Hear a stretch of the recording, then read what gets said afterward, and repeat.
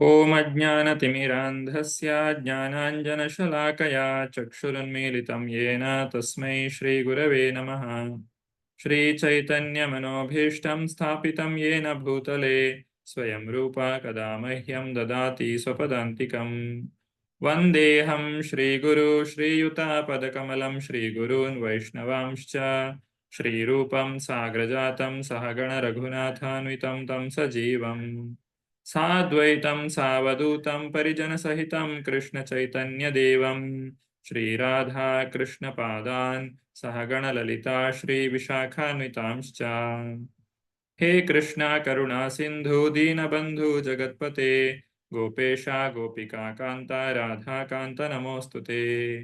ತಪ್ತ ಕಾಂಚನ ಗೌರಾಂಗೀ ರಾಧೆ ವೃಂದಾವನೇಶ್ವರಿ ವೃಷಭಾನುಸುತೆ ದೇವಿ ಪ್ರಣಮಾಮಿ ಹರಿಪ್ರಿಯೇ.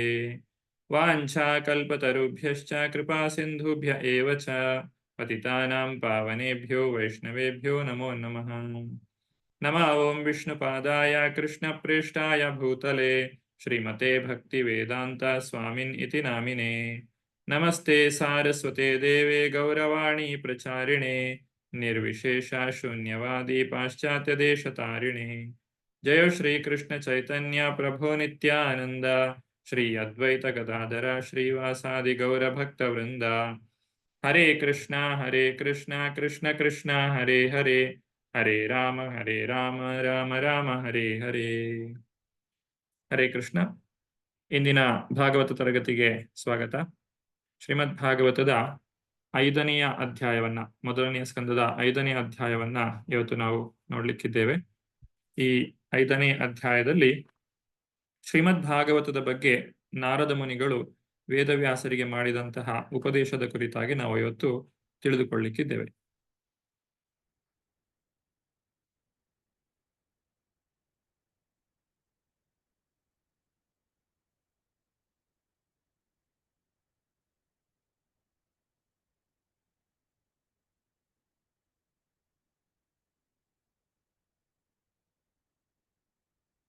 ಆಧ್ಯಾತ್ಮ ವಿಚಾರ ಮತ್ತು ಇಸ್ಕಾನ್ ಸಂಸ್ಥೆಗಳ ಸಹಭಾಗಿತ್ವದಲ್ಲಿ ನಡೀತಾ ಇರುವಂತಹ ಈ ತರಗತಿಗೆ ಎಲ್ರಿಗೂ ಸ್ವಾಗತ. ಶ್ರೀ ಶ್ರೀ ರಾಧಾ ಗೋವಿಂದ್ ಕಿ ಜೈ, ಶ್ರೀ ಶ್ರೀ ಗೌರ್ನಿತಾಯ್ ಕಿ ಜೈ, ಶ್ರೀಲ ಪ್ರಭುಪಾದ್ ಕಿ ಜೈ. ಶ್ರೀಲ ಪ್ರಭುಪಾದರ ಬೋಧನೆಗಳ ಆಧಾರದ ಮೇಲೆ ಈ ಒಂದು ಶ್ರೀಮದ್ ಭಾಗವತದ ಅಧ್ಯಯನವನ್ನ ನಾವು ನಡೆಸ್ತಾ ಇದ್ದೇವೆ. ಇದು ನಮ್ಮ ದೇವಸ್ಥಾನದ ವೆಬ್ಸೈಟ್. ತಾವೆಲ್ಲರೂ ಕೂಡ ಇಲ್ಲಿ ಅನೇಕ ಸೇವೆಗಳನ್ನ ಪಡೆದುಕೊಳ್ಳಬಹುದು. ಪ್ರತಿ ತಿಂಗಳ ಮೊದಲ ಸೋಮವಾರದ ದಿವಸ ಪ್ರಾರಂಭವಾಗುವಂತಹ ಭಗವದ್ಗೀತೆಯ 18 ದಿನಗಳ ಅಧ್ಯಯನಕ್ಕೆ ತಮಗೆಲ್ಲರಿಗೂ ಕೂಡ ಸ್ವಾಗತ. ತಾವು ಈ ಒಂದು ಕಾರ್ಯಕ್ರಮದಲ್ಲಿ ನೋಂದಣಿ ಮಾಡಿಕೊಂಡು ತಮ್ಮ ಬಂಧು ಮಿತ್ರರಿಗೂ ಕೂಡ ಅದೇ ರೀತಿಯಾಗಿ ಮಾಡಲಿಕ್ಕೆ ತಿಳಿಸಬೇಕು ಅಂತ ಹೇಳಿ ತಮ್ಮಲ್ಲಿ ನಾನು ವಿನಂತಿ ಮಾಡಿಕೊಳ್ಳುತ್ತೇನೆ. ತಮ್ಮಲ್ಲಿ ಶ್ರೀಮದ್ ಭಾಗವತದ ಪ್ರತಿ ಇಲ್ಲ ಅಂತಾದ್ರೆ ದಯವಿಟ್ಟು ದೇವಸ್ಥಾನದಿಂದ ಈ ಒಂದು ಪ್ರತಿಯನ್ನ ಪಡೆದುಕೊಳ್ಳಿ. ಶ್ರೀಮದ್ ಭಾಗವತವನ್ನ ಪ್ರತಿನಿತ್ಯವೂ ಕೂಡ ಅಭ್ಯಾಸ ಮಾಡಬೇಕು ಅಂತ ಹೇಳಿ ತಮ್ಮಲ್ಲಿ ವಿನಂತಿ ಮಾಡಿಕೊಳ್ಳುತ್ತೇನೆ. ಕನ್ನಡ, ಇಂಗ್ಲಿಷ್ ಮತ್ತು ಇನ್ನು ಅನೇಕ ಭಾಷೆಗಳಲ್ಲಿ ಈ ಒಂದು ಪುಸ್ತಕವು ಲಭ್ಯ ಇದೆ. ಇವತ್ತಿನ ವಿಚಾರ ಮೊದಲನೆಯ ಸ್ಕಂದದ 5ನೇ ಅಧ್ಯಾಯ, ಶ್ರೀಮದ್ ಭಾಗವತದ ಬಗ್ಗೆ ನಾರದ ಮುನಿಗಳು ವೇದವ್ಯಾಸರಿಗೆ ಮಾಡಿದಂತಹ ಉಪದೇಶಗಳು. ಅದರ ಮೊದಲ ಭಾಗವನ್ನು ನಾವು ನೋಡ್ತೇವೆ. ಈ ಅಧ್ಯಾಯದಲ್ಲಿ ಒಟ್ಟು 40 ಶ್ಲೋಕಗಳಿವೆ. ಮೊದಲ 22 ಶ್ಲೋಕಗಳನ್ನ ನಾವು ಇವತ್ತು ತಿಳಿದುಕೊಳ್ಳಿಕ್ಕೆ ಪ್ರಯತ್ನವನ್ನ ಮಾಡ್ತೇವೆ. ಕಳೆದ ವಾರದಲ್ಲಿ ನಾವು ವೇದವ್ಯಾಸರು ಯಾವ ರೀತಿಯಾಗಿ ಈ ಒಂದು ಕಲಿಯುಗದ ಲಕ್ಷಣಗಳನ್ನ ಕಂಡ್ರು ಅನ್ನೋದನ್ನ ನೋಡಿದ್ದೇವೆ. ವೇದವ್ಯಾಸರು ಧ್ಯಾನದಲ್ಲಿ ಕಂಡಾಗ ಭವಿಷ್ಯದಲ್ಲಿ ಕಲಿಯುಗದ ಜನರು ಯಾವ ರೀತಿಯಾಗಿ ಕಷ್ಟಪಡ್ತಾರೆ ಅನ್ನೋದನ್ನ ಅವರು ಗಮನಿಸಿದ್ರು. ಅದಕ್ಕೋಸ್ಕರ ಯಾವುದಾದ್ರೂ ಒಂದು ಪರಿಹಾರವನ್ನ ಕಂಡುಕೊಳ್ಳಬೇಕು ಅನ್ನುವಂತಹ ಉದ್ದೇಶದಿಂದ ವೇದವನ್ನ 4 ವಿಭಾಗಿಸಿ ಅದನ್ನ ತಮ್ಮ ಶಿಷ್ಯರಿಗೆ ವಿತರಿಸಿದ್ರು. ನಂತರ ಅದು ಪರಂಪರೆಯಲ್ಲಿ ಬೆಳೆದು ಬಂತು. ವೇದಗಳನ್ನ ಬರಹ ರೂಪಕ್ಕೆ ಇಳಿಸಿದ್ರು. ಆ ರೀತಿಯಾಗಿ ಆ ಜನರಿಗೆ, ಕಲಿಯುಗದ ಜನರಿಗೆ ಆ ವೇದಗಳ ಜ್ಞಾನ ದೊರಕುವಂತೆ ಅವರು ಮಾಡಿದ್ರು ವೇದವ್ಯಾಸರು. ಆದ್ರೂ ಕೂಡ ಇಷ್ಟೆಲ್ಲ ಮಾಡಿದ್ರು ಕೂಡ, ವೇದಗಳನ್ನು ವಿಭಾಗಿಸಿ ಪುರಾಣಗಳನ್ನ ಬರೆದು ಇತಿಹಾಸಗಳನ್ನ ಬರೆದ್ರು ಕೂಡ ಅವರಿಗೆ ಆ ಒಂದು ಸಮಾಧಾನ ಅನ್ನುವಂಥದ್ದಾಗ್ಲಿಲ್ಲ. ತಮ್ಮಿಂದ ಇನ್ನೂ ಏನೋ ಕೆಲಸ ಬಾಕಿ ಇದೆ ಅನ್ನುವಂತಹ ಒಂದು ಯೋಚನೆ ಅವರಿಗೆ ಬರ್ತದೆ. ಹಾಗಾಗಿ ಅವರು ಆ ರೀತಿಯಾಗಿ ಯೋಚನೆ ಮಾಡ್ತಾ ಇರ್ಬೇಕಾದ್ರೆ ಅಲ್ಲಿಗೆ ನಾರದ ಮುನಿಗಳು ಆಗಮಿಸ್ತಾರೆ. ನಾರದ ಮುನಿಗಳು ವೇದವ್ಯಾಸರ ಆ ಒಂದು ಗೊಂದಲವನ್ನ ನಿವಾರಣೆ ಮಾಡಲಿಕ್ಕೋಸ್ಕರ ಬಂದಿದ್ದಾರೆ. ಹಾಗೆ ಬಂದಂತಹ ನಾರದ ಮುನಿಗಳಿಗೆ ಸತ್ಕಾರವನ್ನ ಮಾಡಿ ಅವರನ್ನ ಉಪಚರಿಸಿದ್ದಾರೆ ಅನ್ನುವಷ್ಟರವರೆಗೆ ನಾವು ಕಳೆದ ವಾರದಲ್ಲಿ ನೋಡಿದ್ದೇವೆ. ಈಗ ಇವತ್ತಿನ ದಿನ ಇದನ್ನು ನಾವು ಮುಂದುವರಿಸೋಣ. ಈ 5ನೇ ಅಧ್ಯಾಯ. ತಮ್ಮಲ್ಲಿ ಪುಸ್ತಕ ಇದ್ರೆ ದಯವಿಟ್ಟು ಅದನ್ನ ತೆರೀಬೇಕು ಅಂತ ಹೇಳಿ ನಾನು ಕೇಳಿಕೊಳ್ಳುತ್ತೇನೆ. ಮೊದಲನೇ ಶ್ಲೋಕ ಈ ರೀತಿಯಾಗಿದೆ.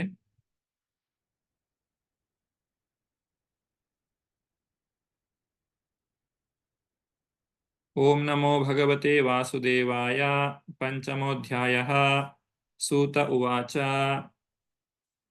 ಅಥಾತಂ ಸುಖಮಾಸೀನ ಉಪಾಸೀನಂ ಬೃಹಶ್ರವ ದೇವರ್ಷಿ ಪ್ರಾಹ ವಿಪ್ರರ್ಷಿಂ ವೀಣಾಪಾಣಿ ಸ್ಮಯನ್ನಿವ. ಅನುವಾದ. ಸೂತ ಮುನಿಗಳು ಹೇಳಿದರು, ಹೀಗೆ ದೇವರ್ಷಿಗಳಾದ ನಾರದರು ಸುಖಾಸೀನರಾಗಿ ಮಂದಹಾಸ ಬೀರುತ್ತಾ ಬ್ರಹ್ಮರ್ಷಿಗಳಾದ ವೇದವ್ಯಾಸರನ್ನು ಸಂಬೋಧಿಸಿದರು. ದೇವರ್ಷಿಗಳು ಅಥವಾ ದೇವತೆಗಳಲ್ಲಿ ಋಷಿಗಳಾಗಿರುವಂತಹವರು ನಾರದರು, ಬ್ರಹ್ಮರ್ಷಿಗಳಾಗಿರುವವರು ವೇದವ್ಯಾಸರು. ಅಂದ್ರೆ ಇಲ್ಲಿ ಸಂಬೋಧನೆ ಯಾರ ನಡುವೆ ಈ ಒಂದು ಸಂಭಾಷಣೆ ನಡೀತಾ ಇದೆಯೋ ಅವರಿಬ್ರು ಕೂಡ ಮಹಾ ಋಷಿಗಳು, ಸಾಮಾನ್ಯರಲ್ಲ. ಅಂತಹ ಜನರ ಒಂದು ಸಂಭಾಷಣೆಯನ್ನ ಆಲಿಸುವುದರಿಂದ ನಮ್ಮ ಒಂದು ಜ್ಞಾನವೂ ಕೂಡ ಹೆಚ್ಚಾಗುತ್ತದೆ. ನಮಗೆ ಕೂಡ ಅವರ ಒಂದು ಸಂಘವನ್ನ ಪಡೆಯುವಂತಹ ಅವಕಾಶ ದೊರಕುತ್ತದೆ. ಆದ್ರಿಂದ ಈ ಶ್ರೀಮದ್ ಭಾಗವತದ ಪುಟಗಳಲ್ಲಿ ನಾವು ವೇದವ್ಯಾಸರ ಮತ್ತು ಶ್ರೀ ನಾರದರ ಒಂದು ಸಂಘವನ್ನ ಪಡೆದುಕೊಳ್ಳಿಕ್ಕೆ ಸಾಧ್ಯ ಇದೆ. ಅವರ ಆ ಒಂದು ನುಡಿಮುತ್ತುಗಳು ಅದನ್ನ ನಾವು ಇವತ್ತು ಪಡೆಯುತ್ತಾ ಇದ್ದೇವೆ. ಇಲ್ಲಿ ಶ್ರೀಮದ್ ಭಾಗವತವನ್ನು ನಾವು ಭಗವದ್ಗೀತೆಯ ಆ ಒಂದು ಸನ್ನಿವೇಶಕ್ಕೆ ಹೋಲಿಸಬಹುದು. ಶ್ರೀಮದ್ ಭಗವದ್ಗೀತೆಯಲ್ಲಿಯೂ ಕೂಡ ಅರ್ಜುನನು ಗೊಂದಲದಲ್ಲಿದ್ದಾಗ ಶ್ರೀಕೃಷ್ಣನು ಅದಕ್ಕೆ ಉತ್ತರವನ್ನ ಕೊಡ್ತಾನೆ. ಆ ಒಂದು ಸನ್ನಿವೇಶದಲ್ಲಿ ಅರ್ಜುನನು ಬಹಳ ಖಿನ್ನನಾಗಿರ್ತಾನೆ, ತುಂಬಾ ಬೇಸರದಲ್ಲಿರ್ತಾನೆ. ಆದ್ರೆ ಶ್ರೀಕೃಷ್ಣ ನಗ್ತಾ ಇರ್ತಾನೆ. ಯಾಕಂದ್ರೆ ಅರ್ಜುನನ ಸಮಸ್ಯೆ ಏನು ಅನ್ನುವಂಥದ್ದು ಶ್ರೀಕೃಷ್ಣನಿಗೆ ಗೊತ್ತು ಮತ್ತು ಅದಕ್ಕೆ ಪರಿಹಾರವನ್ನ ಕೊಡುವುದು ಕೂಡ ಆತನಿಗೆ ತಿಳಿದಿದೆ. ಅದೇ ರೀತಿಯಾದಂತಹ ಸನ್ನಿವೇಶ ಇಲ್ಲಿಯೂ ಕೂಡ ನಾವು ಕಾಣ್ತೇವೆ. ಇಲ್ಲಿ ವೇದವ್ಯಾಸರು ಬಹಳ ಬೇಸರದಲ್ಲಿದ್ದಾರೆ, ತಮ್ಮಿಂದ ಏನೋ ಕೆಲಸ ಬಾಕಿ ಇದೆ, ತಮಗಿನ್ನೂ ಸಮಾಧಾನ ಆಗ್ಲಿಲ್ಲ. ಆದ್ರೆ ಇಲ್ಲಿ ನಾರದ ಮುನಿಗಳು ಏನು ಮಾಡ್ತಾರೆ, ಅವರು ಆ ಒಂದು ಮಂದಹಾಸವನ್ನ ಬೀರ್ತಾರೆ ಅಂತ ಹೇಳಿ ಇಲ್ಲಿ ನಮಗೆ ತಿಳಿಸಿಕೊಟ್ಟಿದ್ದಾರೆ. ಉಪಾಸೀನಂ ಬೃಹಶ್ರವ ದೇವರ್ಷಿ ಪ್ರಾಹ ವಿಪ್ರರ್ಷಿಂ ವೀಣಾಪಾಣಿ ಸ್ಮಯನ್ನಿವ ಅಂತ ಹೇಳಿದ್ದಾರೆ. ಸ್ಮಯನ್ನಿವ ಅಂತ ಹೇಳಿದ್ರೆ ನಸುನಗುತ್ತಾ ಇದ್ದಾರೆ. ಅಲ್ಲಿ ಅರ್ಜುನಿಗೂ ಕೂಡ ಆ ಒಂದು ಶ್ರೀಕೃಷ್ಣನ ಮಾಯೆ ಅಥವಾ ಶ್ರೀಕೃಷ್ಣನ ಒಂದು ಉದ್ದೇಶಕ್ಕೋಸ್ಕರ ಅರ್ಜುನನು ಆ ರೀತಿಯಾದಂತಹ ಒಂದು ಪಾತ್ರವನ್ನು ವಹಿಸ್ತಾ ಇದ್ದ. ಅದೇ ರೀತಿ ನಾರದ ಮುನಿಗಳ ಮುಂದೆ ವೇದವ್ಯಾಸರು ಕೂಡ ಇಲ್ಲಿ ತಮ್ಮ ಒಂದು ಗೊಂದಲದ ಸನ್ನಿವೇಶವನ್ನ ಸೃಷ್ಟಿಸಿಕೊಂಡು ಆ ಮುಖಾಂತರವಾಗಿ ಶ್ರೀಮದ್ ಭಾಗವತ ಅನ್ನುವಂತಹ ಶ್ರೇಷ್ಠ ಗ್ರಂಥವು ಈ ಒಂದು ಸಮಾಜಕ್ಕೆ ನಮಗೆಲ್ಲರಿಗೂ ಕೂಡ ದೊರಕುವಂತೆ ಅವರು ಮಾಡಿಕೊಟ್ಟಿದ್ದಾರೆ. ಅದರಿಂದ ನಾರದ ಮುನಿಗಳಿಗಾಗ್ಲಿ ವೇದವ್ಯಾಸರಿಗಾಗ್ಲಿ ಯಾವುದೇ ಗೊಂದಲ ಇಲ್ಲ. ಆದ್ರೆ ನಮ್ಮಂಥವರ ಗೊಂದಲವನ್ನ ನಿವಾರಣೆ ಮಾಡ್ಲಿಕ್ಕೋಸ್ಕರ ಈ ಒಂದು ಸನ್ನಿವೇಶವನ್ನ, ಈ ಒಂದು ಸಂಭಾಷಣೆಯನ್ನ ಅವರು ನಡೆಸ್ತಾ ಇದ್ದಾರೆ. ವೇದವ್ಯಾಸರ ಅಸಮಾಧಾನಕ್ಕೆ ಏನು ಕಾರಣ ಅನ್ನುವಂಥದ್ದು ಇಲ್ಲಿ ನಾರದ ಮುನಿಗಳ ಪ್ರಶ್ನೆ. ಯಾಕೆ ನೀವು ಅಸಮಾಧಾನದಿಂದ ಇದ್ದೀರಾ, ನಿಮ್ಮ ಅಸಮಾಧಾನಕ್ಕೆ ಕಾರಣವೇನು ಅನ್ನುವಂಥದ್ದು ಇಲ್ಲಿ ನಾರದ ಮುನಿಗಳ ಪ್ರಶ್ನೆ ಆಗಿದೆ. ಹಾಗೆ ನಾರದ ಮುನಿಗಳಿಗೆ ವೇದವ್ಯಾಸರ ಒಂದು ಸಮಸ್ಯೆಗೆ ಪರಿಹಾರ ಅವರಲ್ಲಿ ಇದೆ. ಅದನ್ನ ಇಲ್ಲಿ 2ನೆಯ ಶ್ಲೋಕದಲ್ಲಿ ನಾವು ಕಾಣಬಹುದು. ನಾರದ ಉವಾಚ ಪಾರಾಶರ್ಯ ಮಹಾಭಾಗ ಭವತ ಕಚ್ಚಿದಾತ್ಮನ ಪರಿತುಷ್ಯತಿ ಶಾರೀರ ಆತ್ಮ ಮಾನಸ ಏವವ. ಅನುವಾದ. ನಾರದರು ಪರಾಶರರ ಪುತ್ರರಾದ ವೇದವ್ಯಾಸರನ್ನು ಕೇಳಿದರು, ದೇಹವನ್ನು ಅಥವಾ ಮನಸ್ಸನ್ನು ಆತ್ಮ ಸಾಕ್ಷಾತ್ಕಾರದ ವಸ್ತುಗಳೆಂದು ಗುರುತಿಸುವುದರಿಂದ ನಿಮಗೆ ತೃಪ್ತಿ ಉಂಟಾಗಿದೆಯೇ? ಸಾಮಾನ್ಯವಾಗಿ ಅಜ್ಞಾನಿಗಳಾದಂತಹ ಜನರು ಶರೀರವೇ ತಾವು ಅಂತ ತಿಳ್ಕೊಳ್ತಾರೆ. ಅದು ಪ್ರಾಣಿಗಳ ಮನೋಧರ್ಮ. ಆದ್ರೆ ಇನ್ನೂ ಒಂದು ಸ್ವಲ್ಪ ಬುದ್ಧಿವಂತಿಕೆ ಇರುವವರಾದ್ರೆ ಮನಸ್ಸು ಮತ್ತೆ ಬುದ್ಧಿಗಳ ಮುಖಾಂತರ ತಮ್ಮನ್ನು ತಾವು ಗುರುತಿಸಿಕೊಳ್ತಾರೆ. ಆದರೆ ಶ್ರೀಕೃಷ್ಣನು ಭಗವದ್ಗೀತೆಯಲ್ಲಿ ಹೇಳಿದಂತೆ ಆ ಆ ವ್ಯಕ್ತಿಯು ಜೀವಾತ್ಮನಾಗಿದ್ದಾನೆ. ಉಳಿದವೆಲ್ಲವುಗಳು ಕೂಡ ಅವುಗಳು ಬಾಹ್ಯವಾದಂಥವು. ಭೂಮಿರಾಪೋ ಅನಲೋ ವಾಯು ಖಂ, ಈ 5 ವಿಚಾರಗಳಿಂದ ಸ್ಥೂಲವಾದ ಪ್ರಕೃತಿಯಿಂದ ನಮ್ಮ ಶರೀರವು ಉಂಟಾಗಿದೆ. ಮನ ಬುದ್ಧಿ ಏವ ಚ ಅಹಂಕಾರ ಇತಿ ಯನ್ಮೇ ಭಿನ್ನ ಪ್ರಕೃತಿರಷ್ಟದ. ಈ 5 ಪಂಚಮಹಾಭೂತಗಳು ಮತ್ತು ಮನಸ್ಸು ಬುದ್ಧಿ ಅಹಂಕಾರಗಳು, ಈ 8 ಶ್ರೀಕೃಷ್ಣನ ಭಿನ್ನವಾದ ಪ್ರಕೃತಿ ಅಂತ ಕರೆದಿದ್ದಾರೆ. ಅಂದ್ರೆ ಅಲ್ಲಿ ಆ 3 ವಿಚಾರಗಳು ಕೂಡ ಜೀವಾತ್ಮನಲ್ಲ, ಅದು ಕೂಡ ಜೀವಾತ್ಮನಿಗೆ ಒಂದು ಶರೀರ ಇದ್ದ ಹಾಗೆ. ನಮಗೆ 2 ರೀತಿಯಾದಂತಹ ಶರೀರ ಇದೆ. ಒಂದು ಸ್ಥೂಲವಾದ ಶರೀರ, ಇನ್ನೊಂದು ಸೂಕ್ಷ್ಮವಾದ ಶರೀರ. ಸ್ಥೂಲವಾದ ಶರೀರ ನಾವು ಏನು ಕಾಣುತ್ತೇವೆ ಪಂಚಮಹಾಭೂತಗಳಿಂದ ಆದದ್ದು, ಅದನ್ನ ಈ ಮಣ್ಣು ನೀರು ಗಾಳಿ ಬೆಂಕಿ ಆಕಾಶದಿಂದ ಆಗಿರುವಂತಹ ಶರೀರ. ಇನ್ನೊಂದು ಸೂಕ್ಷ್ಮವಾದಂತಹ ಶರೀರ, ಇದನ್ನ ಅಂತಃಕರಣ ಅಂತ ಹೇಳಿ ಕರೀತಾರೆ. ಅದು ಮನಸ್ಸು ಬುದ್ಧಿ ಅಹಂಕಾರಗಳಿಂದ ಆಗಿರುವಂತಹದ್ದು. ಈ 3 ವಿಚಾರಗಳ ಮುಖಾಂತರವೂ ಕೂಡ ಜೀವಾತ್ಮನು ತನ್ನನ್ನು ತಾನು ಗುರುತಿಸಿಕೊಳ್ಳಬಾರದು. ಆತನು ಜೀವಾತ್ಮನಾಗಿದ್ದಾನೆ, ಆತನಿಗೆ ವಿಶೇಷವಾದಂತಹ ಲಕ್ಷಣಗಳಿವೆ. ಅದನ್ನ ಈ ಶರೀರವು ಹೊಂದಿರಲಿಕ್ಕೆ ಸಾಧ್ಯ ಇಲ್ಲ. ಅದು ಜೀವಾತ್ಮನಿಗೆ ಮಾತ್ರ ಜೀವಾತ್ಮನು ಮಾತ್ರ ಹೊಂದಿರುವಂತಹ ಒಂದು ಲಕ್ಷಣಗಳಾಗಿವೆ. ಹಾಗಾಗಿ ವ್ಯಕ್ತಿಯು ತನ್ನನ್ನು ಶರೀರ ಮತ್ತು ಮನಸ್ಸುಗಳ ಮುಖಾಂತರ ಗುರುತಿಸುವಂತೆ ಬೋಧಿಸುವ ಮುಖಾಂತರ ವೇದವ್ಯಾಸರು ಸಮಾಧಾನದಿಂದ ಇರಲಿಕ್ಕೆ ಹೇಗೆ ಸಾಧ್ಯ ಅಂತ ಹೇಳಿ ನಾರದ ಮುನಿಗಳು ಇಲ್ಲಿ ಪ್ರಶ್ನೆ ಮಾಡ್ತಾ ಇದ್ದಾರೆ. ಯಾಕಂದ್ರೆ ವೇದಗಳಲ್ಲಿ ನಮಗೆ ಎಲ್ಲವೂ ದೊರಕ್ತದೆ. ವೇದಗಳಲ್ಲಿ ಒಬ್ಬ ವ್ಯಕ್ತಿ ಈ ಭೌತಿಕ ಪ್ರಪಂಚದಲ್ಲಿ ತನಗೆ ಬೇಕಾದ್ದೆಲ್ಲವನ್ನು ಕೂಡ ಯಾವ ರೀತಿಯಾಗಿ ಪಡೆದುಕೊಳ್ಳಬಹುದು ಅನ್ನೋದನ್ನು ಕೂಡ ತಿಳಿಸಿಕೊಡಲಾಗಿದೆ. ಅದನ್ನ ತಿಳಿಸಿಕೊಡುವ ಮುಖಾಂತರ ವೇದವ್ಯಾಸರು ಜನರಿಗೆ ಅನೇಕ ಆಯ್ಕೆಗಳನ್ನ ಕೊಟ್ಟಿದ್ದಾರೆ. ಅವರಿಗೆ ಭಕ್ತಿಯನ್ನ ಮಾಡುವುದೇ ಮುಖ್ಯ ಅಂತ ಹೇಳಿ ಅವರು ತಿಳಿಸಿಕೊಡುವುದಿಲ್ಲ. ಬದಲಾಗಿ ಜನರಿಗೆ ಏನು ಇಷ್ಟವೋ ಅದನ್ನ ಕೊಡುವ ಮುಖಾಂತರ ಅಲ್ಲಿ ಏನು ಅಂದುಕೊಳ್ತಾರೆ ಅಂತ ಹೇಳಿದ್ರೆ, ಒಂದು ದಿನ ಆತನು ಅವುಗಳೆಲ್ಲವನ್ನು ಕೂಡ ಬಿಟ್ಟು ಬಿಡ್ತಾನೆ, ಇದೆಲ್ಲವೂ ಕೂಡ ಕ್ಷಣಿಕ ಅಂತ ಹೇಳಿ. ಆಮೇಲೆ ಆತನು ಭಕ್ತಿಗೆ ಬರುವಂತಹ ಸಾಧ್ಯತೆ ಇದೆ ಅನ್ನುವಂತಹ ಒಂದು ಉದ್ದೇಶದಿಂದ ಆ ರೀತಿಯಾಗಿ ಮಾಡಲಾಗಿದೆ. ಆದರೆ ಕಲಿಯುಗದ ಜನರಲ್ಲಿ ಇದು ನಡೆಯುವುದಿಲ್ಲ. ಯಾಕಂದ್ರೆ ಅವರಿಗೆ ಆಯಸ್ಸು ಕಡಿಮೆ, ಬುದ್ಧಿಯು ಕಡಿಮೆ. ಆ ಬುದ್ಧಿಯು ಕಡಿಮೆ ಆದ್ರಿಂದ ಅದರಲ್ಲಿ ಎಲ್ಲ ವೇದಗಳನ್ನ ಓದಿಕೊಂಡು ಅದರ ಸಾರ ಏನು ಅನ್ನುವಂಥದ್ದನ್ನ ತಿಳಿದುಕೊಳ್ಳುವಷ್ಟು ಬುದ್ಧಿಶಕ್ತಿಯೂ ಇಲ್ಲ ಅವರಿಗೆ, ಅಷ್ಟೊಂದು ಸಮಯಾವಕಾಶವೂ ಕೂಡ ಇರುವುದಿಲ್ಲ. ಹಾಗಾಗಿ ಆ ವೇದವ್ಯಾಸರ ಒಂದು ಅಸಮಾಧಾನ ಏನಿದೆ ಅದಕ್ಕೆ ಸರಿಯಾದಂತಹ ಕಾರಣವನ್ನ ಬಹಳ ಸೂಕ್ಷ್ಮವಾಗಿ ಇಲ್ಲಿ ನಾರದ ಮುನಿಗಳು ತಿಳಿಸಿಕೊಡ್ತಾ ಇದ್ದಾರೆ. ವೇದವ್ಯಾಸರಿಗೆ ಯಾವುದೇ ಜ್ಞಾನದ ಕೊರತೆ ಇಲ್ಲ, ಅವರಿಗೆ ಆತ್ಮ ಸಾಕ್ಷಾತ್ಕಾರದ ಕೊರತೆ ಇಲ್ಲ. ಆದ್ರೆ ನಾರದ ಮುನಿಗಳ ಮಾತಿನ ಮುಖಾಂತರ ವೇದವ್ಯಾಸರು ನಮಗೆಲ್ಲರಿಗೂ ಒಂದು ಸಂದೇಶವನ್ನ ಕೊಡ್ತಾ ಇದ್ದಾರೆ. ಏನು ಅಂತ ಹೇಳಿದ್ರೆ, ಭಕ್ತಿಯನ್ನ ಮಾಡುವುದೇ ಮುಖ್ಯವಾದಂಥದ್ದು.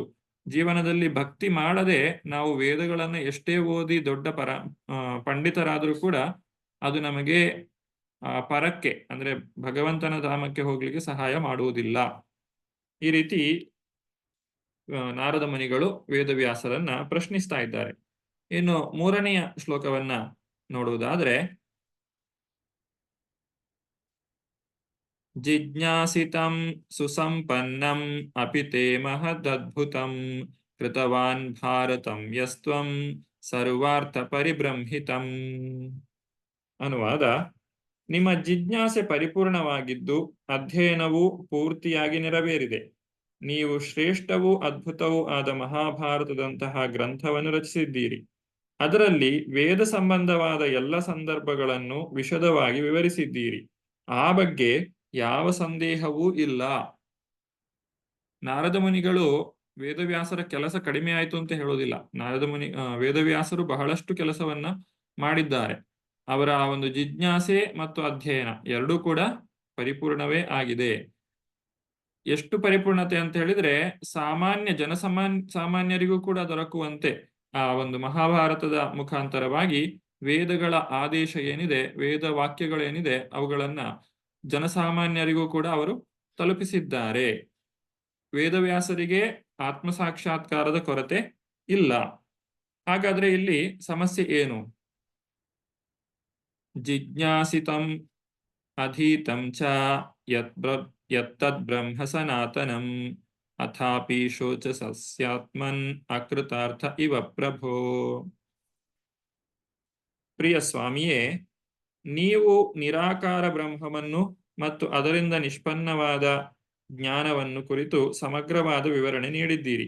ಹಾಗಿದ್ದರೂ ನಾನೇನು ಮಾಡಿಲ್ಲ ಎಂಬಂತೆ ಖಿನ್ನರಾಗಿರುವುದೇಕೆ? ಇಲ್ಲಿ ನಾರದ ಮುನಿಗಳು ವೇದವ್ಯಾಸರ ಹತ್ರ ಕೇಳ್ತಾ ಇದ್ದಾರೆ, ನೀವಿಷ್ಟೆಲ್ಲ ಮಾಡಿದ್ದೀರಾ, ಆದರೂ ಕೂಡ ನಿಮಗೆ ಯಾಕೆ ಬೇಸರ ಇದೆ? ನಿಮ್ಮ ಅಸಮಾಧಾನಕ್ಕೆ ಕಾರಣ ಏನು? ನೀವು ತುಂಬಾ ಜಿಜ್ಞಾಸೆಯನ್ನ ಮಾಡಿ ಈ ಎಲ್ಲ ವಿಚಾರಗಳನ್ನ ಕೊಟ್ಟಿದ್ದೀರಾ. ಆ ಬ್ರಹ್ಮನನ್ನ ತಿಳಿದವರಾಗಿದ್ದೀರಾ. ಅಧೀತಂ ಅಂತ ಹೇಳ್ತಾರೆ.